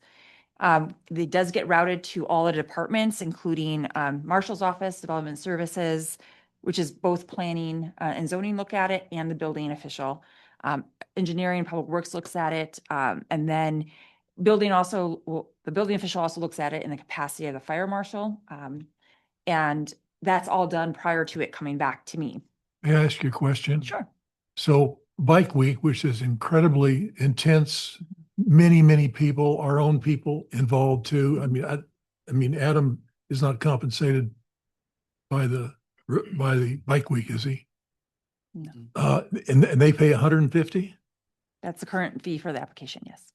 I think we need to raise those fees. I heard somewhere in here it says 6 hours per event, but it seems like it needs to cover the cost of doing it. If we're providing somebody to manage the traffic and things like that, it seems like we need more than just a flat 150.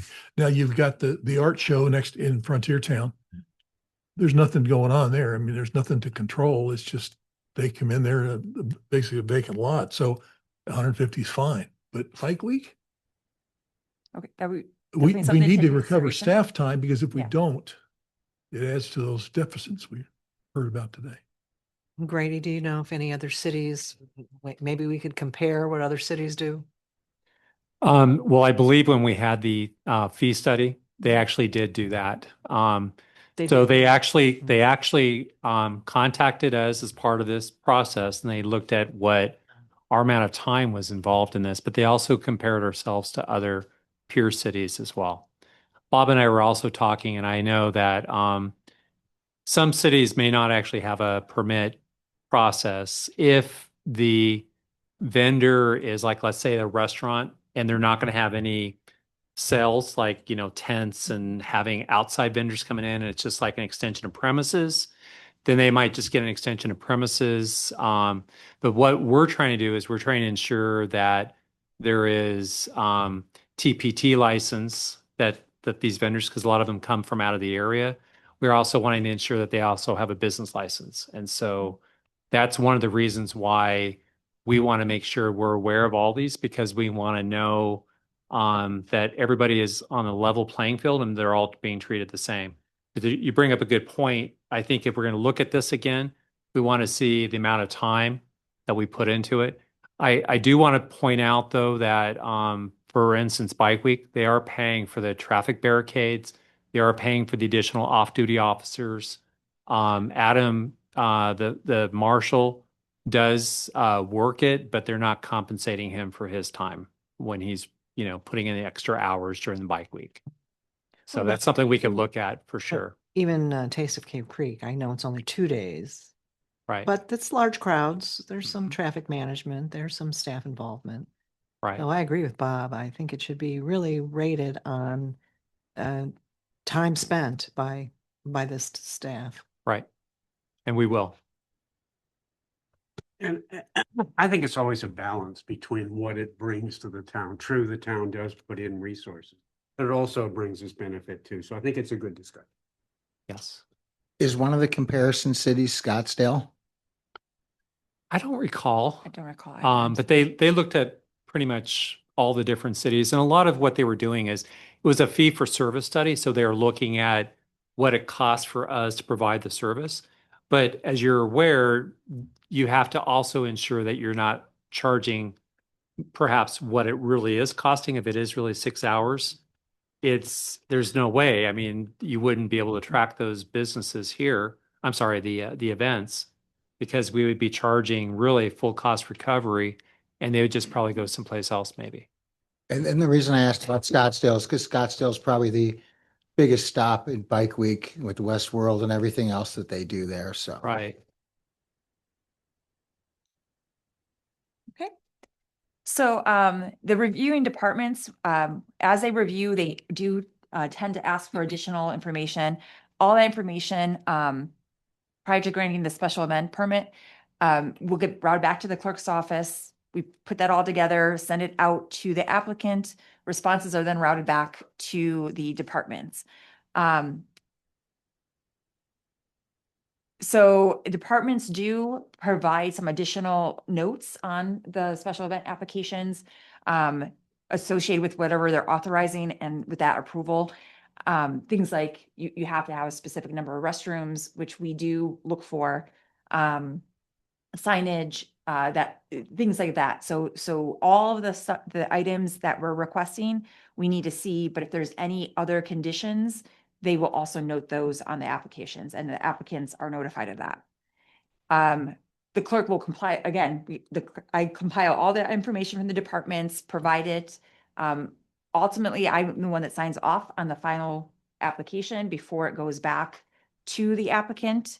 And then as the special event permit is approved, and if there are any stipulations, for business licenses, we are also reviewing to make sure that all the businesses that they have listed to us and given to us are licensed.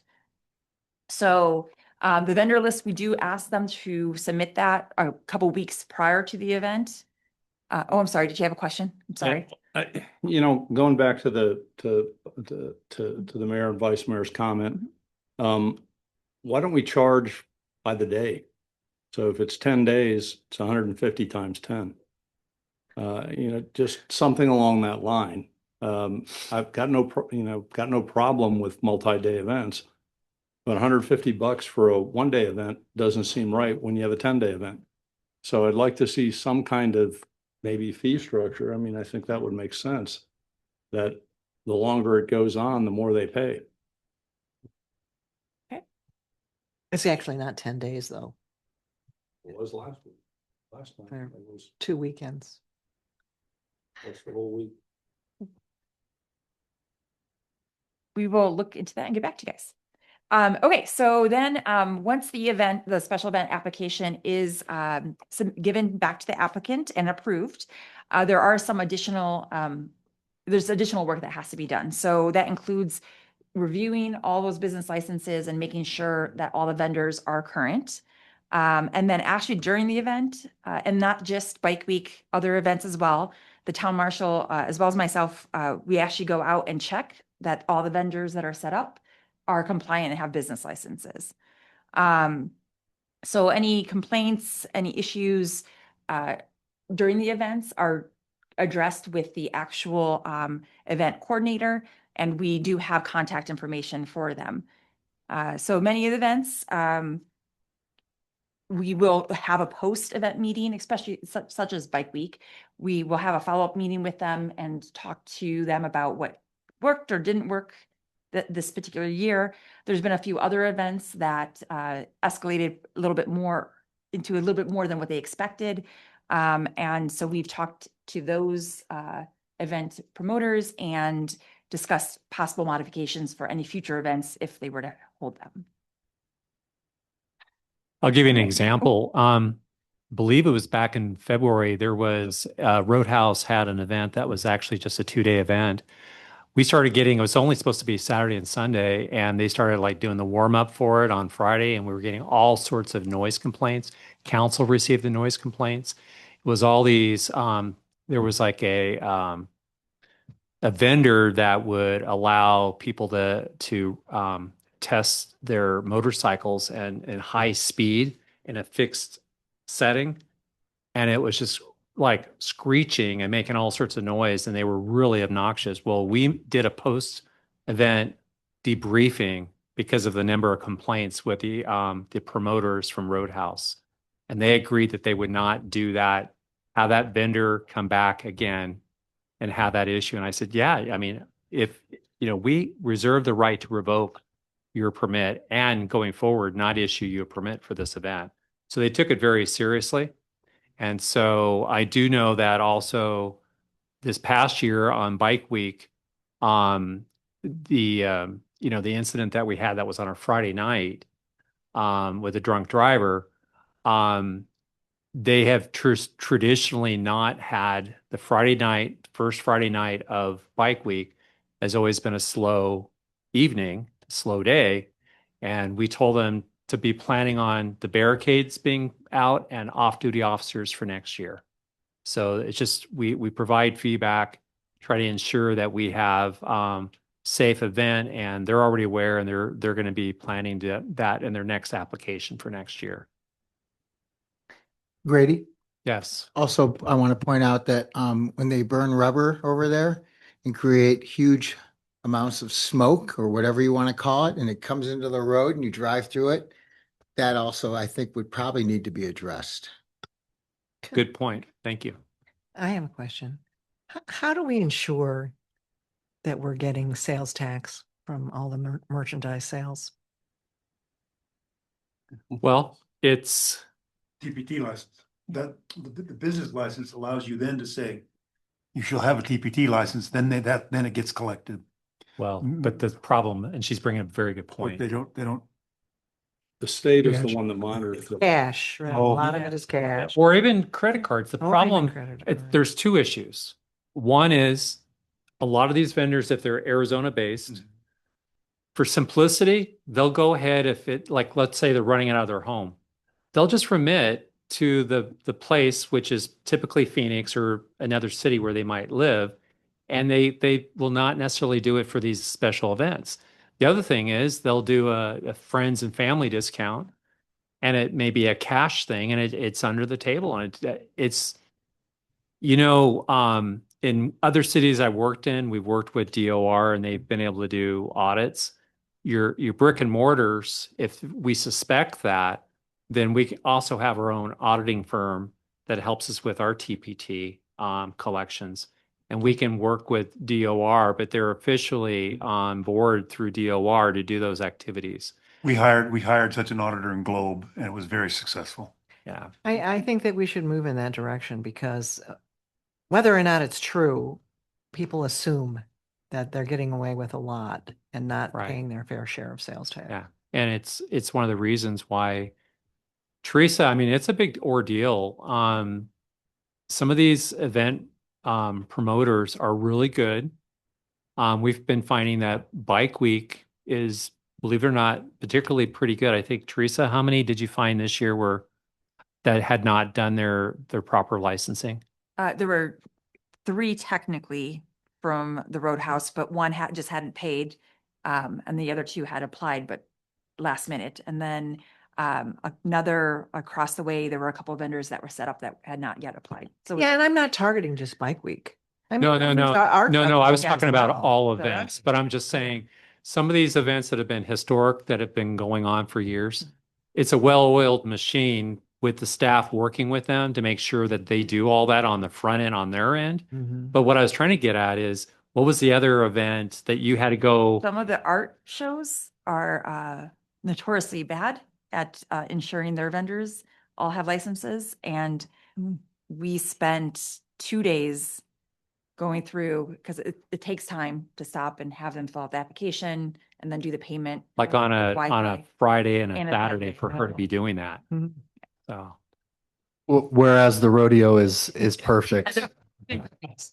That's months in advance. Right. It's a well-oiled machine. Right. And I still Want to them. clarify Still- that. And you still still- go by and check it. Right. Teresa, question. So I was wondering every day I drove by that pizza place in the old Cartwright's parking lot if they were officially a vendor. They were making and selling pizza. it's like a Oh. trailer. Oh, off the top of my head, I do not know. I would have to look them up, but I will tell you the marshal's very good at stopping when there's those pop-ups and ensuring that they are Yeah, licensed. he does do that. So, The food trucks are But the that- worst, in my experience. The food trucks are the worst because they're mobile and they're constantly going to different cities and towns. And the thing that's really bad about them is under state law now, they're able to just set up in the public right of way and set up like, or in a public parking lot, meaning a town-owned or government parking lot, and just, they don't have to pay a rent or lease or anything. You used to be able to do that. But they're particularly bad, and they're like what I would call mom and pops, that they'll just typically just file their taxes wherever they live and not the city. But they do pay their taxes. They're just not necessarily paying to us, which is what we want. But we have the inconvenience without. Absolutely. Right. Now I'm concerned. I didn't have this concern. when I Yeah, walked this in is a here. challenge, but it doesn't reassure you, but this is a challenge that all the cities in Arizona have. That with these types of events and also with the vendors, and it's a challenge. But I think from what I've seen, and we debrief after these events, that at least ensuring that they have the TPT and the business license is essential. That's at least the step in the right direction. Now, what they do, it's like people filing their income tax. You've got people that will cheat the system or, game the system, and you have others that are honest. So it's very hard. But if we're aware of like the brick and mortar in town, it's a lot easier for us to do audits on those. So FYI, just this is kind of segueing into that, but there's going to be a new bar opening up next to local Johnny's in the old mine shaft gas building, and they are using food trucks. They are not going to have a kitchen, just FYI. thank you for the heads up. That's what we posted. Mayor, Yeah, go ahead.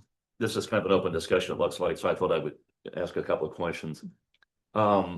In 27, especially with the focus that you're putting on special events, I'm kind of less focused on how much the cost is or how many days it runs or things like that. But between now and next year, do you think we can get a traffic plan, and not a vendor, not a specialist, but can we just figure out how many parking places we have in town? And I'm not suggesting a comparison between certificate of occupancy for commercial. I'm just talking about what's a feasible, realistic number of parking on private property, and maybe even include public property, because we have places here at Town Hall. Can we consult, Hal's not here, but can we consult with someone who has an expertise on deviations from traditional traffic flows for special events? This is my proposal, but a goal of Bike Week being less cumbersome for the residents of the community. I still cannot believe that we require 4 lanes for a special event when most communities would give them 2 lanes, close it from traffic to protect the attendees and the staff and so forth, let them come in from the east from Carefree, and only allow entry for people who are part of Bike Week, vendors, exhibitors, or motorbike drivers that want to park their bikes at an angle and so forth. And the other 2 lanes not have vendor sales, not have what we have now, but allow the traffic to go through unencumbered for the entire Bike Week.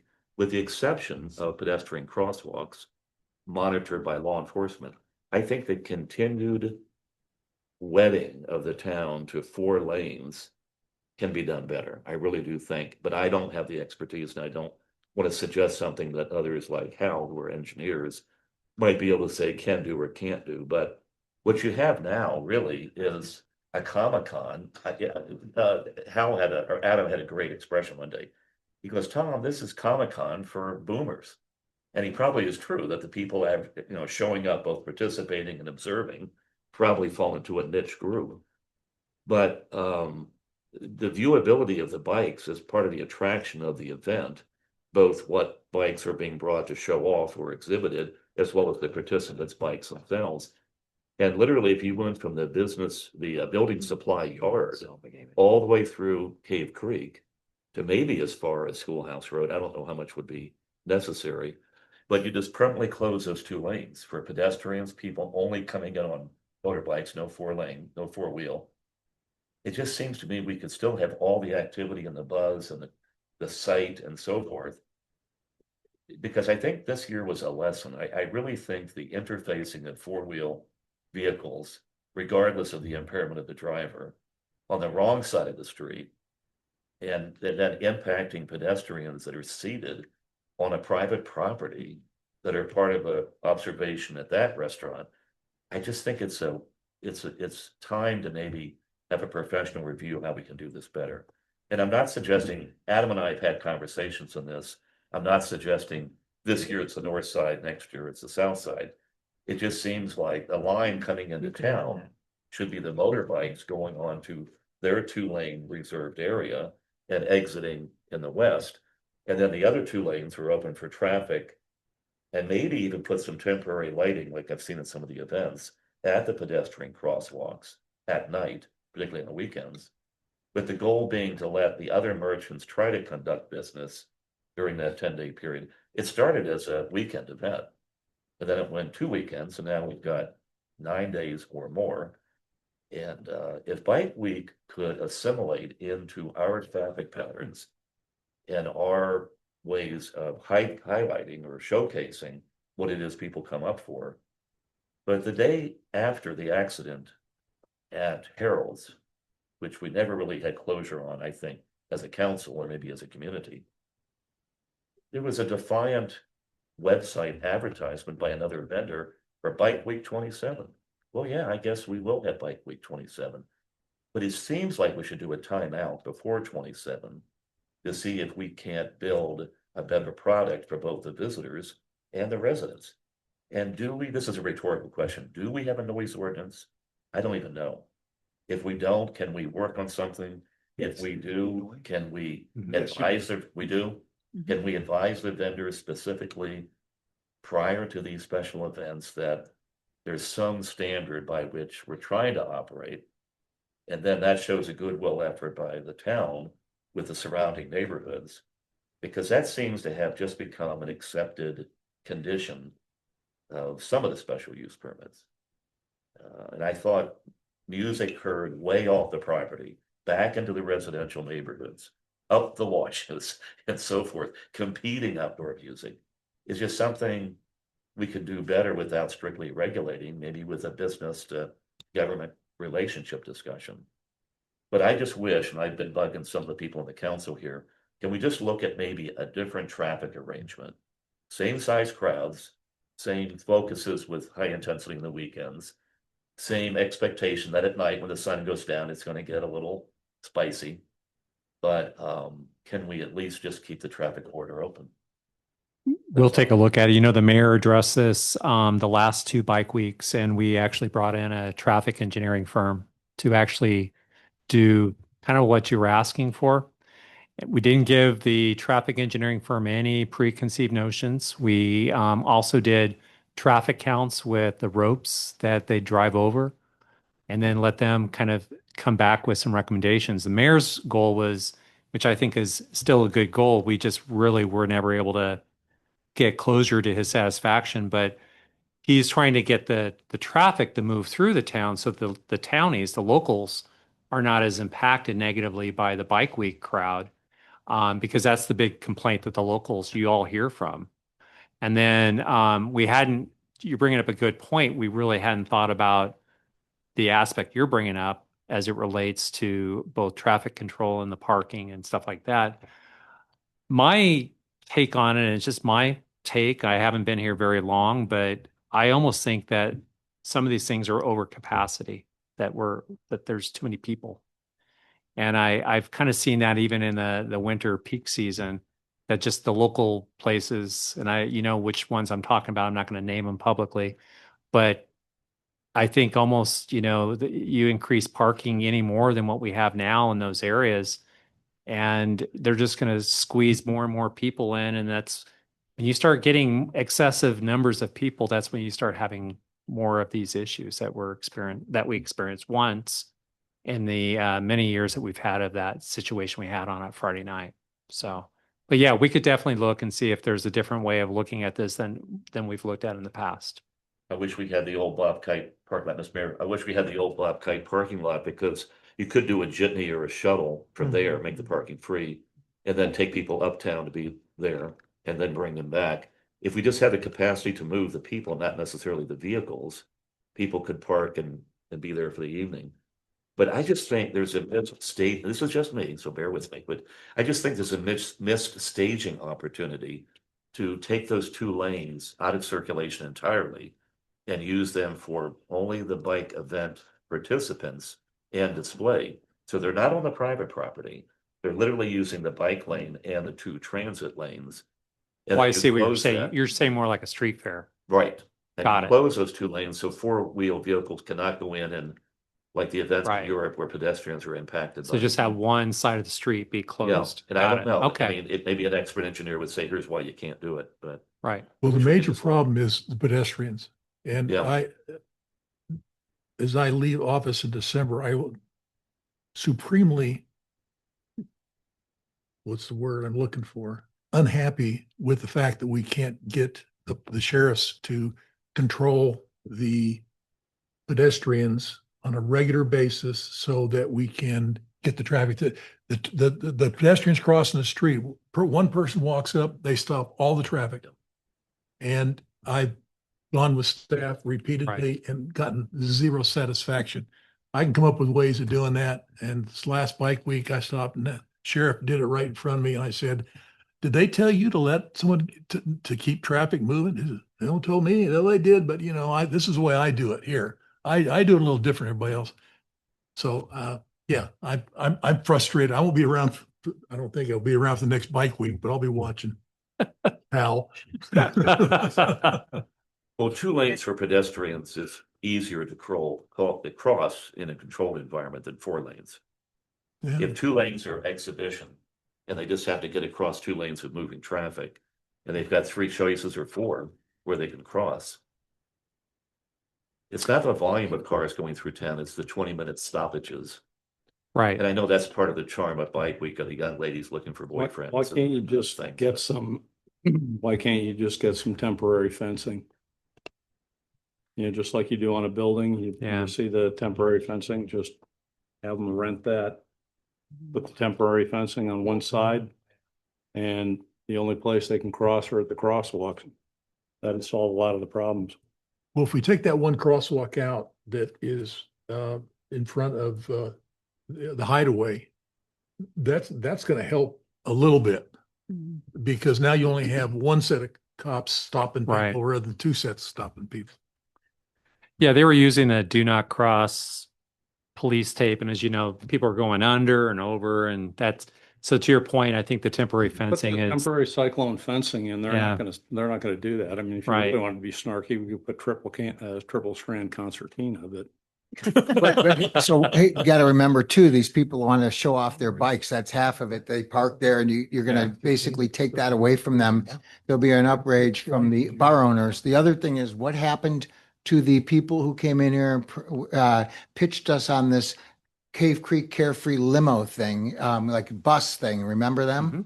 Is that still alive? So they did not get in the grant cycle that they told us that they're going to. They didn't apply. So I don't know where they are at this point.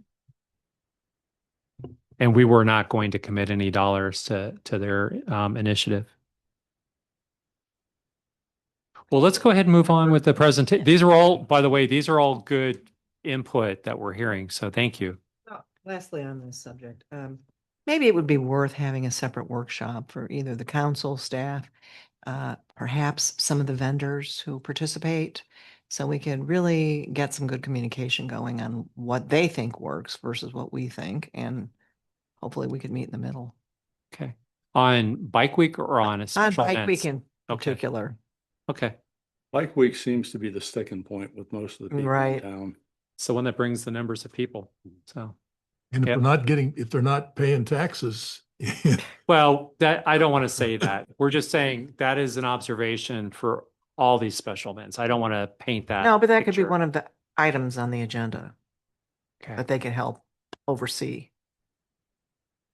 Vice Mayor Royer is correct. We need to have some sort of meeting with a workshop and invite them to come Right. be in the main bars in town. yeah, but it's not the bars, it's the management of the pedestrians that is causing most of the problem.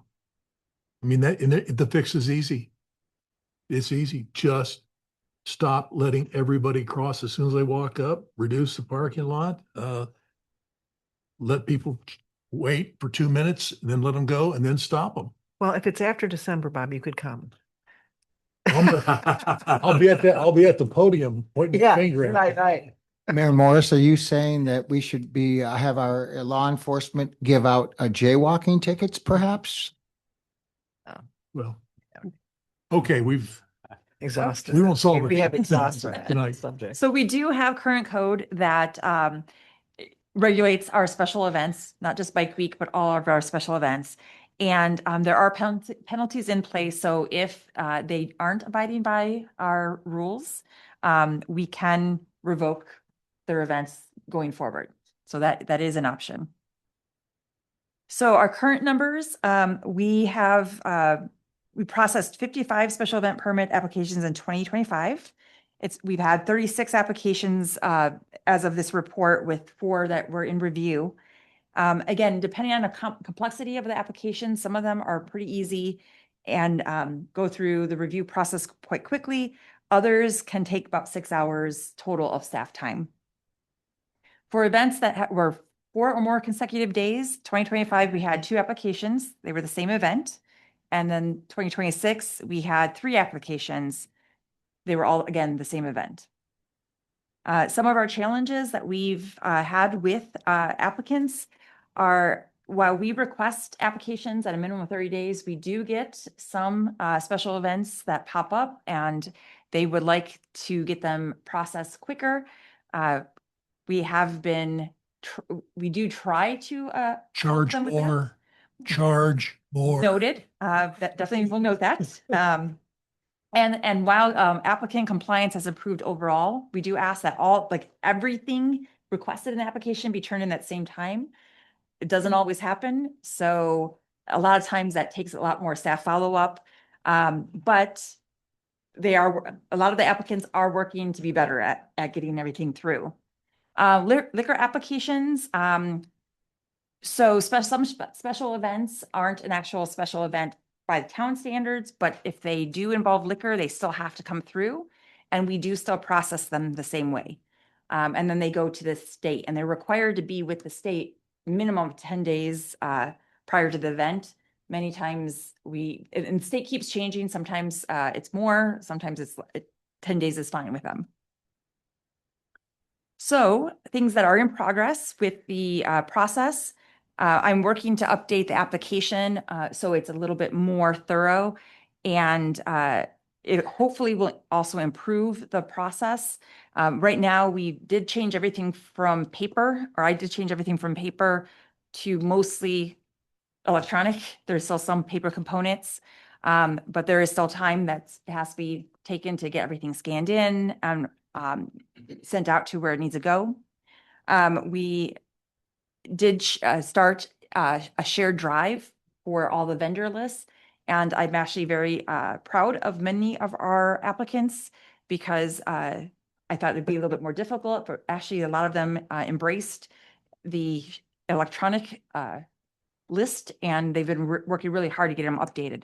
That helps because then on my end, I can check as they update the vendor list, and then they can see real time who has a license and who doesn't.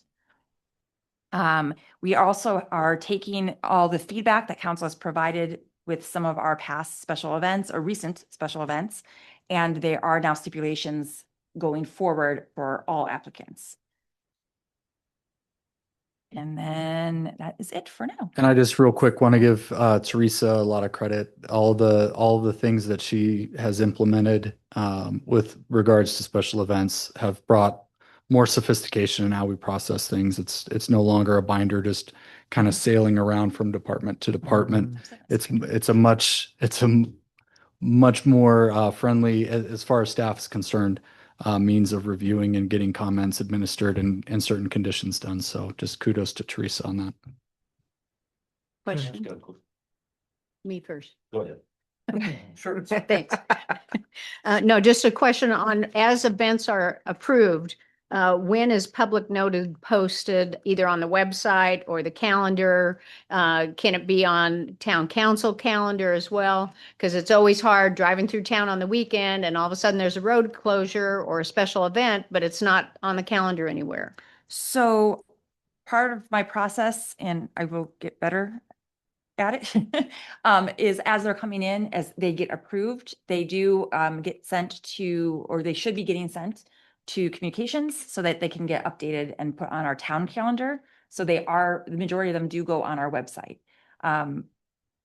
Putting together for the town council, I can also do that. Yeah, So- Teresa and I were talking about either the town manager report that is supposed to be monthly, that is more like every other month, or also trying to do something for this agenda so that you can see like what's coming up on a calendar. Tom? I actually had the identical question, so Brady could share. Anybody else? I just want to say thank you for addressing this issue that we brought up about tightening things up, et cetera. I think it's great. And I also want to give both of you kudos. We have a crack staff. These guys are the best. True. Were there any public comments on this? There were not. Request to speak. Okay. Thank you. Thank you. Next on the agenda is council discussion and possible adoption of resolution 2026-11, approving a cooperation agreement between the town of Cave Creek and Maricopa County for participating in the Urban Counties Community Development Block Grant Program, CDBG. Mayor and council, as you might be aware, a number of cities that are 50,000 and greater, they're considered entitlement cities. Entitlement cities are able to receive direct federal grants and aid for things like block grants. And one of the biggest ones in the country is the Community Development Block Grant Program. It's administered by the Housing and Urban Development Department. It came about originally under the Nixon administration as a way of providing grants and aid to cities and towns and counties in the country. And it's what you would call a formula grant and aid. So it's based typically on population. Because we are too small to actually be an entitlement city, we don't have 50,000 or greater. One way that we can participate in such a program is through the Urban Counties program that Maricopa County operates. Under the Urban Counties program that Maricopa County operates, there's a number of smaller cities and towns in Maricopa County that are part of this, and they're able to get some grants and aid to their local cities. I know when I worked in a city previously before they reached 50,000, this was Peoria several years ago, we were able to do a sidewalk improvement program in an area of downtown that met the eligibility requirements. So we were able to get some additional funding that way. When I was the previous town manager in Fountain Hills during the pandemic, there was additional federal aid that flowed through besides the CARES Act and other grants and aid. There was some housing assistance and for both renters and also people that fell behind on their mortgages because of their employment situation. So this is a program that provides a safety net, but also provides other public service funding. And so we previously were in this. I had researched this, and prior to my becoming a town manager here in Cave Creek 2 years ago, the town participated, and I believe that concluded in the end of 22. But I believe it was because of that transition between Carrie and myself coming on that somehow this fell through the cracks. My recommendation would be for us to participate in this. The beauty of this is that Maricopa County takes all responsibility for administering the grants, all the paperwork, the reporting, all the things that typically the cities and towns that are direct recipients of community development block grant monies have to do on their own. So Maricopa County would do what cities and towns would have to do. So to participate, we would not have that obligation on us. So I'm very pleased about that. Having participated in the past, it's a great process. We can also have representation from one of our elected officials if they wish to serve on the committee that actually reviews grant applications and things like that. So with that, I'd be happy to answer any questions the mayor and council may have about this program. Questions? Thank you, Mayor. One question would be, given your experience, what would you anticipate for the future would be some issues that would be important enough for Cave Creek to apply for grants? So one of the things that I believe we might be able to get some assistance on is like handicap ramps, some of the intersections. So a lot of times, we don't have public housing here, so I'm not going to be trying to present that we want to have a public housing program. But a lot of times it's for the eligible populations, which might be low and moderate income. I actually looked at this. We had a situation where there was a resident who fell behind on her water bill and utility bill, and she had a problem with her pipes. And I was trying to see if this is something that might have helped with that. And while that's a good example of one that might, because she met all the eligibility requirements, they would not have done it because she lived in a mobile home and they wanted it for a permanent type dwelling unit. So this, I looked into it, and it had it been a dwelling unit that had the issue, a permanent dwelling unit, we would have been able to qualify if we were in this program. So, but that's the type of thing. It's usually your senior and low and moderate income. But also you could have situations like when I was describing when I was in Peoria, the sidewalks were in the downtown area that benefited the whole community. So in that case, it wasn't just low and moderate income. While they were the primary beneficiaries, it benefited the whole community. Thank you. And you also mentioned the homelessness problem. Yes. Which we have a small one. So what's nice about this is there is a, through MAG, there is a regional homeless solution. And the smaller cities and towns like us, we could use our money that would come through that. So right now they would allocate that money for the shelters in the valley. But what I was talking about a moment ago is supplemental money that we could actually apply through that comes through this community development block grant money. So, but they are very much a part of trying to address a homelessness issue. And I was actually at the MAG Management Committee meeting 2 weeks ago, and they actually had some really good news since they put together a plan about 5 or 6 years ago that for the first time, now I'm not seeing the numbers of homelessness drop, but they were able to show that they had an increase in sheltering the homeless by 14% from year over year from the previous year. So they are making headways, but as you know, part of the problem is the count.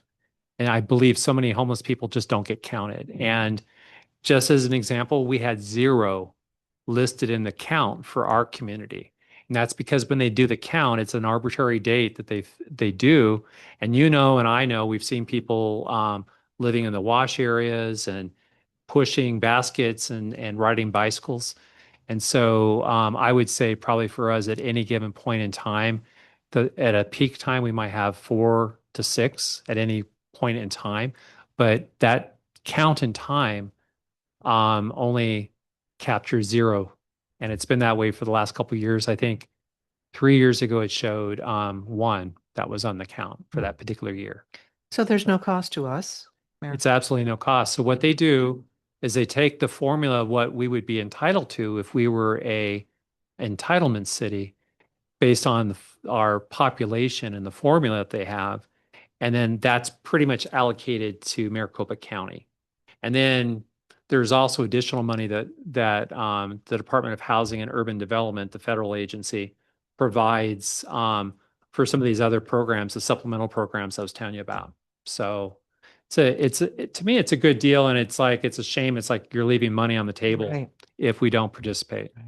Now, we could do it for 3 years. So this before you is a 3-year agreement, and we can assess it. And if we determine that we're not really getting anything out of it, then we can go ahead and just say we're not going to renew our participation in the collaboration, or what's it? Yeah, they have a term, cooperation agreement. Sounds good to me. Okay, I move to approve resolution 2026-11, authorizing the cooperation agreement between the town of Cave Creek and Maricopa County to participate in the Urban Counties Community Development Block Grant Program. Second. I'm in favor. So Yeah, I'm in favor also. Might want to talk with the folks at the Episcopal Church that run the gold mine. They say they see quite a few more homeless than the 3 or 4 they're talking about, or that you were talking about. Their numbers are quite a bit higher than that. I think we used to see a lot more when the food bank was where it previously was located. I agree with you. Yeah. But they have a good handle on that, because Okay. just about the time dark hits, that the people will come over there and look for things. Thanks for the tip. I'm Yeah. acquainted with the rector there, and Yeah. I'll go talk to her about that. other comments?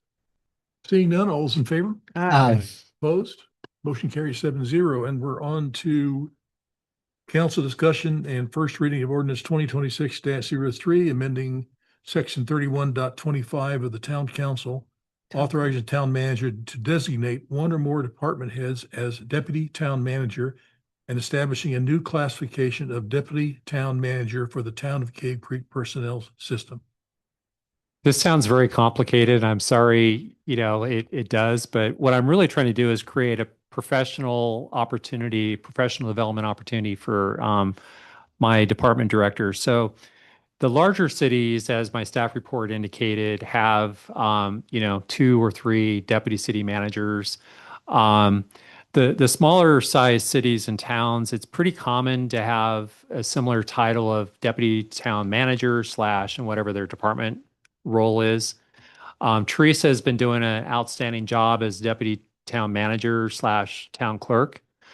The unique thing with her position is that that's actually her job description, and she's been doing a great job with it. But I'd like to open this up for additional consideration for other department directors in the future. Right now, as I'm recommending, based on her both her interest and her performance and organizational accomplishments, Sherry as our finance director to be deputy town manager / finance director. Now, the beauty of what I'm recommending, I did a similar type of program where I worked previously, but I didn't approach it appropriately. I ended up having the individuals I put into that job as deputy town manager with the job title, and I changed it that way. But when there was turnover, then it caused a little bit of an issue because you had to recruit for that position. What I'm doing is this is a designation or an assignment.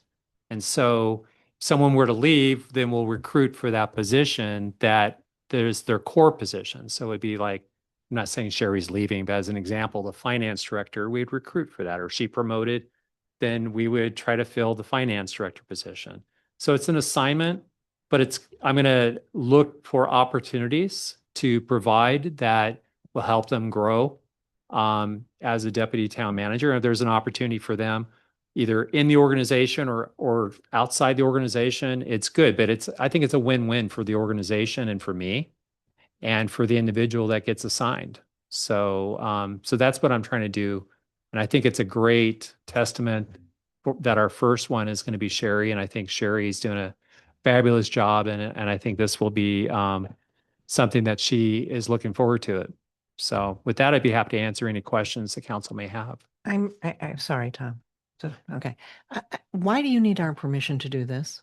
Well, part of the thing is right now, the code is kind of limited. Oh, Like it does say that the town manager can designate anybody to be an acting town manager, but we don't have the classification as a standalone deputy town manager right now.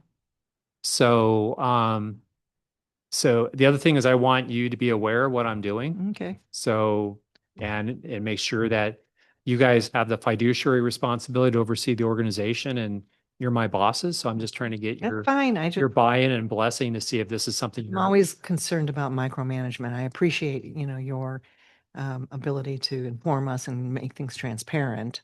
I just don't want you to think that we have to oversee every decision you make right. related to your staff. Thank you. I had a question, or help me to understand what it is you're Sure. proposing. Teresa's title is assistant town manager. She's deputy town manager Deputy / town clerk. Okay. Yeah. And what's unique about it, and there's nothing that she's doing wrong. She's doing a fabulous job and I'm going to continue to utilize her. Absolutely. What I'm trying to do is create another opportunity, but not have it locked into and baked into the job description. And that's what's unique about her situation. And what I learned from the experience I had where I worked previously is I really should have done what I'm doing here. And I learned from that. And that's just to have something a little bit more flexible. So let's say I'm no longer here and my successor's here. That successor can kind of see the talent in the organization and do the similar type of thing that I'm proposing here. So it's not only for my purpose, but for future town managers. So is there, not counting Teresa and her current title, are you proposing then a deputy town manager? but it would be a separate job description that has duties associated with it, but the primary core position of the individual that would be serving in that role would be doing their core position of like finance director. But it would have the designation of deputy town manager / finance director in the case of Sherry. Okay. Is it one deputy town manager or are you looking at 3 or 4 deputy? I'm not town looking managers? at it, at having it be that far expanded. I'm looking at these two initially, and if there's Okay. one maybe 6 months from now to do, but I'm not looking at doing it for every single Okay, department that was the director. question I had. And Yeah. then, And by the way, the job description that is part of tonight, it clearly outlines what the qualifications are. So and I don't believe all my department directors would have an interest in doing this based on their current jobs and what they're doing right now. Mr. Mayor, Grady, does it help in terms of line of succession in the event that if you were unable to perform your job, does it provide an interim performer for the town until such time as the town would do an official search? Well, Is that a so benefit? part of the job responsibility of this, just as it is for Teresa, is Teresa is acting and like we coordinate our vacation or so, but in the event something happened to me or council wanted to make a change, the council always has the ability to designate who they wish to have as an interim. A lot of times what happens is the council will go ahead and designate one of the deputies to step in. So that's kind of the concept behind that. But the council always reserves the right. And I know we've done this in the past to bring in an interim if they feel like they need to have an interim coming in from the outside. Grady, that's actually paragraph 2. of Thank this, you, Bill. Yeah, it's already in there. Yeah. So would this deputy town manager in your absence have the authorities to approve things just as though you were doing it? If designated as such, but Where's it designated though? I mean, job descriptions are not delegations of authority. That comes through town code. So I'll give you an example. I'm gone and I'm on a vacation for 2 weeks, and there is a personnel action form for a new hire. I sign every single one of those. I'm not going to be doing that while I'm out of the office. So that is something that an acting person in an acting capacity will be doing. What is that? But I don't see how you get around town code. How can you do that without town code? Because that's delegated. I mean, the authorities are delegated in town code. In this is what you're talking about is done in business. At least ones I was in, you'd get a letter and say you have all the authorities of a certain position during this time period. So I mean, it sounds like a good thing, but I'm just saying, I want to make sure we dot all the I's and cross the T's or vice versa. That's what you're doing tonight. And that's exactly what you're doing tonight. You're giving him authority in the code to delegate authority in his absence. That's exactly what you're doing. So that's all we're doing is giving him the ability to delegate his authority. And what document does that? Are you gonna do it on a document? The town code actually does it. I think what the mayor's saying, well, I think you'll probably have to implement this. Let's assume he is gone for 2 weeks, and let's assume he anticipates certain actions. I think he could do a direction to either. I would do a memo or an email to that. Either of the two deputies as to who's going to take the responsibility for those actions. And it's assumed that acting town manager would have the responsibility for those actions. Yeah. Oh, okay. I just want to make sure we're clear with the town code we have supports that. I spent a lot of time with Bill to make sure that we're dotting our I's on this to make sure. I mean, I could have just probably done this on my own with just the language that was in there, and it would have been probably not as buttoned up and tightened up. But I think the way we have approached it and working with Bill, I think this is not only addressing the concerns you raised, Mayor, but also I think it's future proofing it so we don't have to come back and do amendments to this later on. So. Other questions? No, clear. Is there public comment on this? There's not. Okay, so, well, I'll make the motion. Thank you. I'm Move to approve first reading of ordinance number 2026-03, amending section 31.25 of the town code, authorizing the town manager to designate one or more department heads as deputy town manager and establishing a new classification of deputy town manager for the town of Cave Creek personnel system. Second. Dusty? This is a common business practice. This is something we probably should have adopted a while ago. So I'm glad to see we're moving in that direction. I know certainly in the federal government and in the military, they always have what they call continuity government. So there's always kind of a chain of command. If this person's not available, that person is next up. So I think this is a good idea. It's a good idea and it'll make the town and it's smoother. It'll also speed things up so things aren't delayed going forward. Other comments? Just that I hope Teresa and Sherry know what they're getting into. Others? Okay, all those in favor? Aye. Opposed? Motion carries 7-0. Thank you. And we are on to department reports, update on license plate reader technology. Mr. Mayor, members of council, when you all became aware of the flock contract, you expressed concern, some of which was commented on during the call to the public this evening, about protecting the privacy of those driving in your community. You asked me to take a look at options, and so I contacted members of the risk pool that's primarily made up of smaller cities and towns. And I was surprised to find that nearly every city and town I contacted just blithely accepted Flock and hadn't suggested and I demonstrated some of the concerns that you had registered in our meeting. I am the Globe's city attorney, and I recall that their council was concerned. So I brought you that policy. It was the only one I could find. And you appreciated that, but you also commented that some of you were still concerned about protecting the privacy of some of your constituents. You heard the gentleman this evening talk about the larger cities and towns beginning to react to the Flock, and there's another company that does the same thing, and they're adopting more rigorous policies.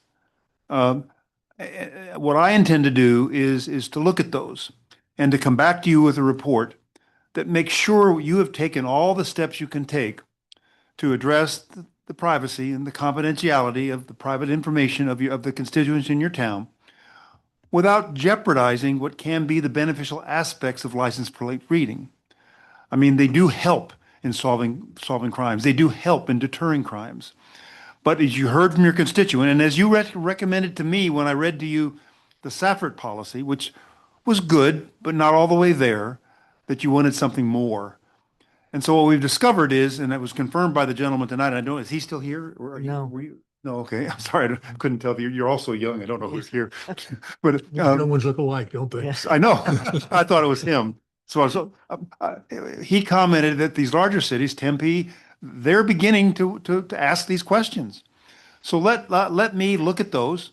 Let me come back to you and come back to you with recommendations that preserve and protect the privacy of your constituents while still acknowledging that license plate readers can perform a function. And I intend to do that once. I mean, in fact, I found, if I could get that guy's name, I'd like to get the names of some of the cities that he identified that I can learn from the policies.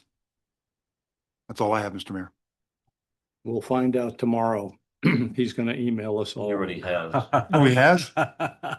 He already Well, send me the email. His dad owns a welding shop.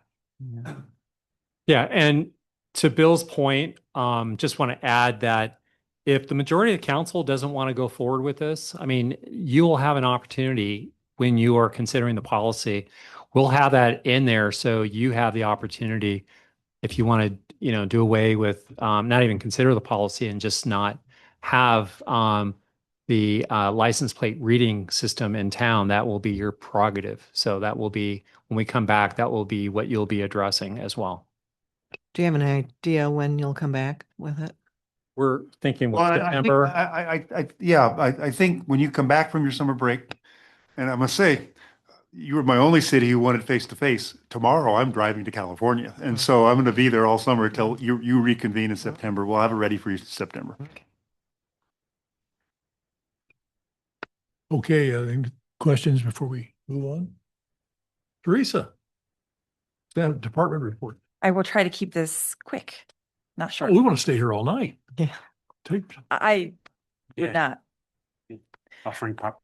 But right, I did not bring the popcorn. So, all right. So I have not actually done a comprehensive report to all of you guys. So this covers quite a few things. I'm going to touch on some of the highlights, but if you have questions, please let me know.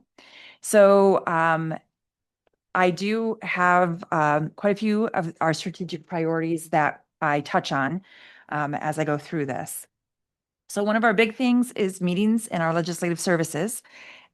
This year, as of today, we've had 11 regular meetings, 8 special or work session meetings, and then 10 executive sessions. So we, including all of you, have been very busy with meeting continuously and working on items concerning our town. Could I interrupt very quickly? Sure. Are you a one-person department? I am currently a one-person department, yes. So I do also do the agenda preparation, package management, and we do use Agenda Quick, which we did on board this last year. And you guys have done amazing working with that and your iPads. So thank you very much. It has cut down and saved many trees. Or it has not cut down the trees, but it's cut down on the packets. Sorry about that. Minute preparation and approval. Right now, I am outsourcing that just so that we can get minutes on the next or on a couple of meetings afterwards. It does take some time. Once they come back, I do still have to review them, as does Bill. So our ordinances and resolutions, we have just this year worked on 2, now 3 at this point. 11 resolutions, not counting this evening's. Last year, we ended with 30 resolutions and 16 ordinances that we went through. And for our notices, open meeting law compliance postings, we this year so far have had about 43. So those are the ones that even meetings that aren't town sponsored, if I'm made aware of them, I do post just in case there's quorum. Maybe. You move to the next page, please. Not wanting to move forward. That's a lovely picture of a cactus. Yeah, it is flower. lovely.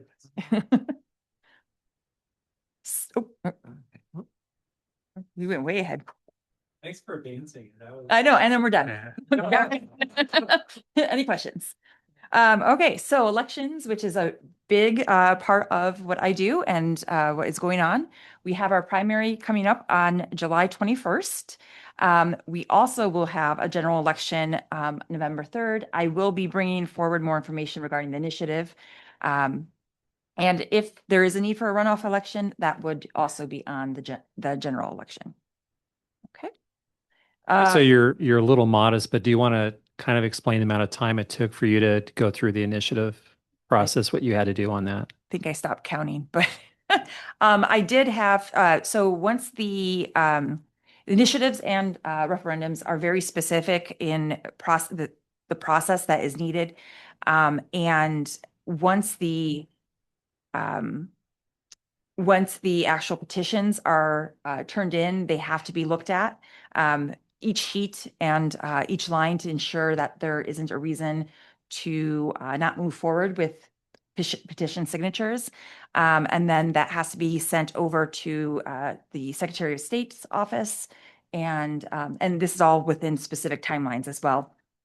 So Secretary of State has to review, and then they provide some random sampling that comes back to me. I have to do the random sampling based on what they provided me. And then it goes to Maricopa County for them to ultimately review and certify that random sampling before it comes back to me, and then it gets to move forward or not, depending on that certification. So it does take, I think, it took a few weeks to get through everything. So that's dedicated time. We are fortunate in that we're small, so we don't have as many signatures to go through or requirements. So our numbers are a little bit lower, but it was definitely a process. So just a break for a second. Bill, Jared is back there. He's the one that asked the question. I'll give you a call tomorrow. So another project that I'm working on is for our records and transparency, our Laserfish management system. Right now, I am completing testing, and once that is done, hopefully within the next couple weeks here, I'll be starting to move the records that are public-facing records, ordinances, resolutions to the new system. And then we do have some funds budgeted in the upcoming fiscal year for some temporary assistance for a scanning project. So once I get the initial documents moved over, I'll be planning on what that will look like. So we will hopefully by September, you guys will see the new system. Just FOIA is our public records system that we implemented a few years ago. July 1 to June 2nd, we had 243 requests, and our average completion time has been about 8 days, 8.31. But our goal is under 10 days or within 10 days to respond. There have been multiple records where it was, I think, 8,000 emails that we had to go through. We, being Bill and I, that we went through. So he did not go through all 8,000. I tried to whittle that down, so there was a lot less. But Mr. Mayor and Vice Mayor, your comment about a one person shop, it's amazing how much Teresa gets done. public records requests are so burdensome, and she did it all. It's unbelievable. I will note that Carla does assist me with a lot of the public records, so I definitely am appreciative of that.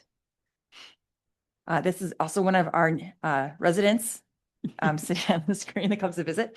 So business licensing, from January to present, we are at 1,340 annual licenses and 98 temporary. A lot of those art shows, if the vendors come in for more than 3 days or doing business for more than 3 days, they're getting annual. So these are not necessarily brick and mortar or folks that are in town all the time.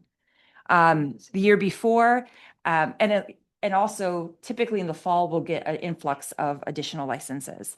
In 2025, we ended with 1,654 as our total for annual. Teresa, as part of our requirements too, all vendors we do business with are required to have a business license too, right? We do ask them for business licenses as well. Yes. And then special events, last year we ended with 55 total. We did go through this already, but right now we're about 36. For, like I said, we're in process. I have a question. I have to interject. Sure. Do you remember if Bike Week's application is for 10 days, 12 days? It's more than 4. More than 4. Yeah. So it's typically, I think it's 9. yeah, I think it is 9, ends up being 9. Okay. But a lot of times during the week, they really don't, the vendors are still up, so they are still having an event, but they aren't actively, typically they don't have music or things going on, or Right. they haven't always, but Right. until the second weekend. Liquor licenses, we have many long time established venues, but we do have occasionally some turnover in that, as we had a second one tonight. But we did have a liquor license new application that came at the end of the year last year, the one that was approved this evening. And then we do have a couple businesses that have changed ownership that should be coming forward sometime soon. It all depends on when the liquor board sends their applications to me.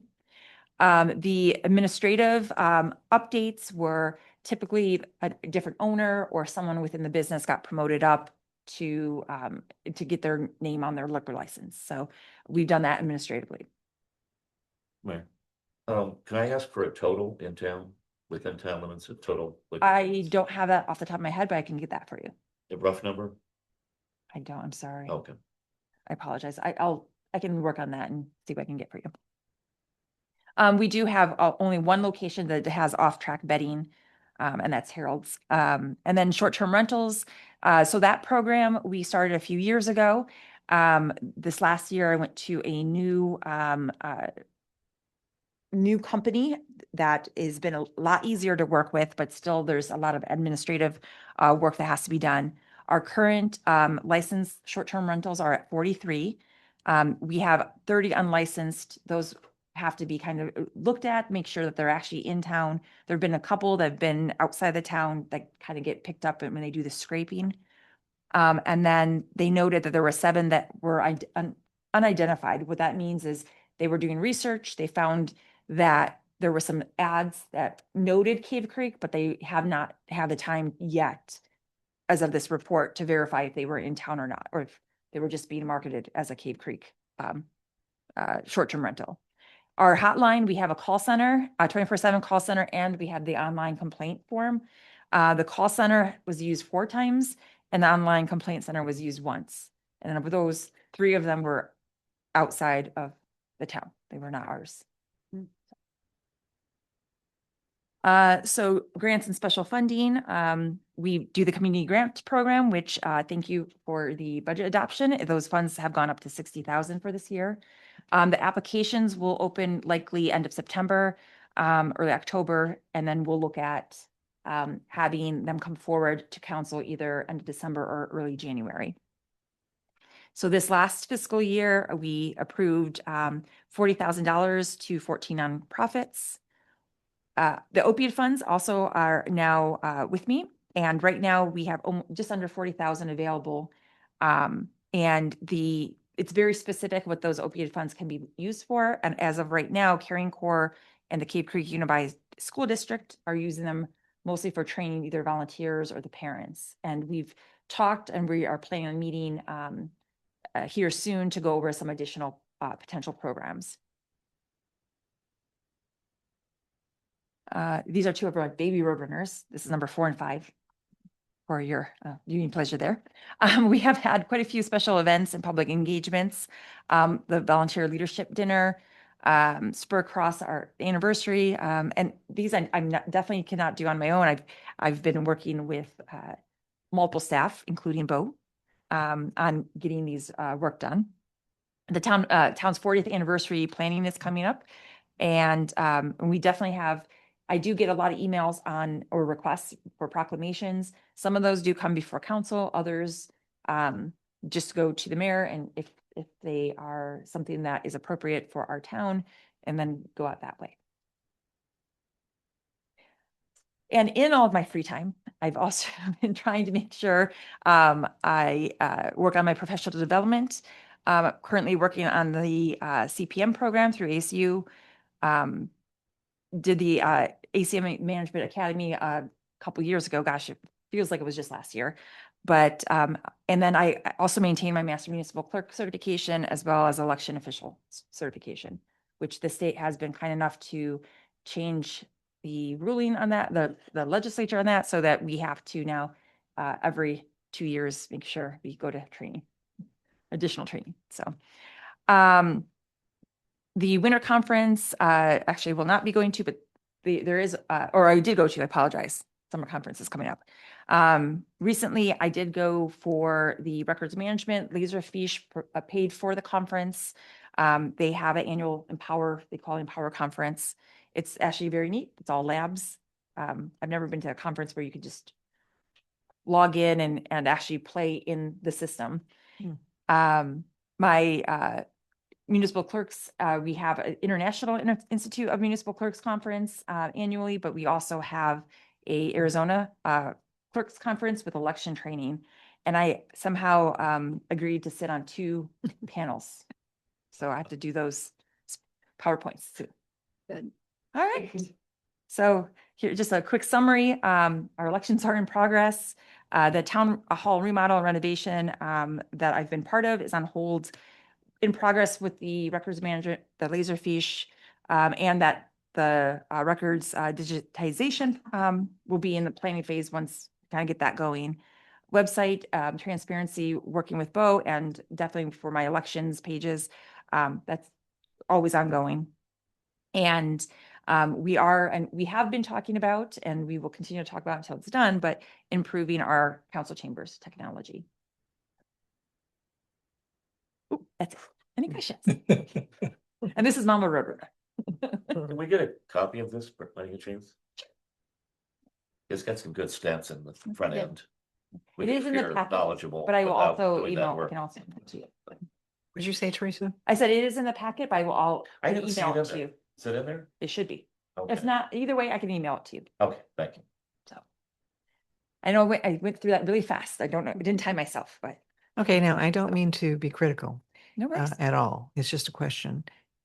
What is the legal requirement for getting our packets to us before the town council meeting? Our town code says the Tuesday prior to the meeting. I think So it's 7 days. I think it's actually 6 days. We kept it Tuesday, even though we moved the meeting to Tuesday. So we kept it. We chose not to change that after when we made that decision to change the council meetings from Mondays to Tuesdays. So you kept what? 6 days. 6 days? It's actually 7 days now. Recently, we've had a lot of last minute items come forth because we've had additional information that we needed to provide, or just multiple reasons why things were not necessarily on time. So some of the packets haven't gone out until Wednesday or been published on Wednesday. But your goal is to get them out Is to get them Tuesdays published before the Tuesday meeting. And that's the legal requirement. Per our code it's 6 days per our code. So Town code? Yeah. Mr. Mayor, Yeah. Vice Mayor, it is a code provision. The statute is 24 hours. Yeah. And I apologize. I should Legalese, explain that to me. What does that mean? What do you mean by that? Well, the state statute says the open meeting law requires that everything to be ready in 24 hours. Your code imposes upon the clerk for your benefit a much longer lead time. But technically, legally, it could be 24 just hours. 24 Yeah, hours. yes. I would just share a comment that I'm very impressed the medical or the, not medical records, you can tell what I'm thinking about. The public records request averages 8 days. I think that's a very good service to the community. And what do we charge for that? So right now they're electronic. Majority of electronics we don't charge. Oh, So commercial, there can be a charge for commercial, but the majority of requests that come through are not commercial requests. Other questions? Thank you, Tracy. You do a great job. We're thank you. so proud you're here and you're such a great grandmother to the Roadrunners. yeah. Oh, maybe it's your mother. I don't know. Great aunt. Great aunt. Great aunt. She was giving you the side eye. Did you see that in that picture? Yes. Yeah. She was. They're very judgy. And picky. All right, thank Okay, you. that completes our agenda. Is anyone have an objection to adjourning? So moved. Meeting adjourned. Yes, sir.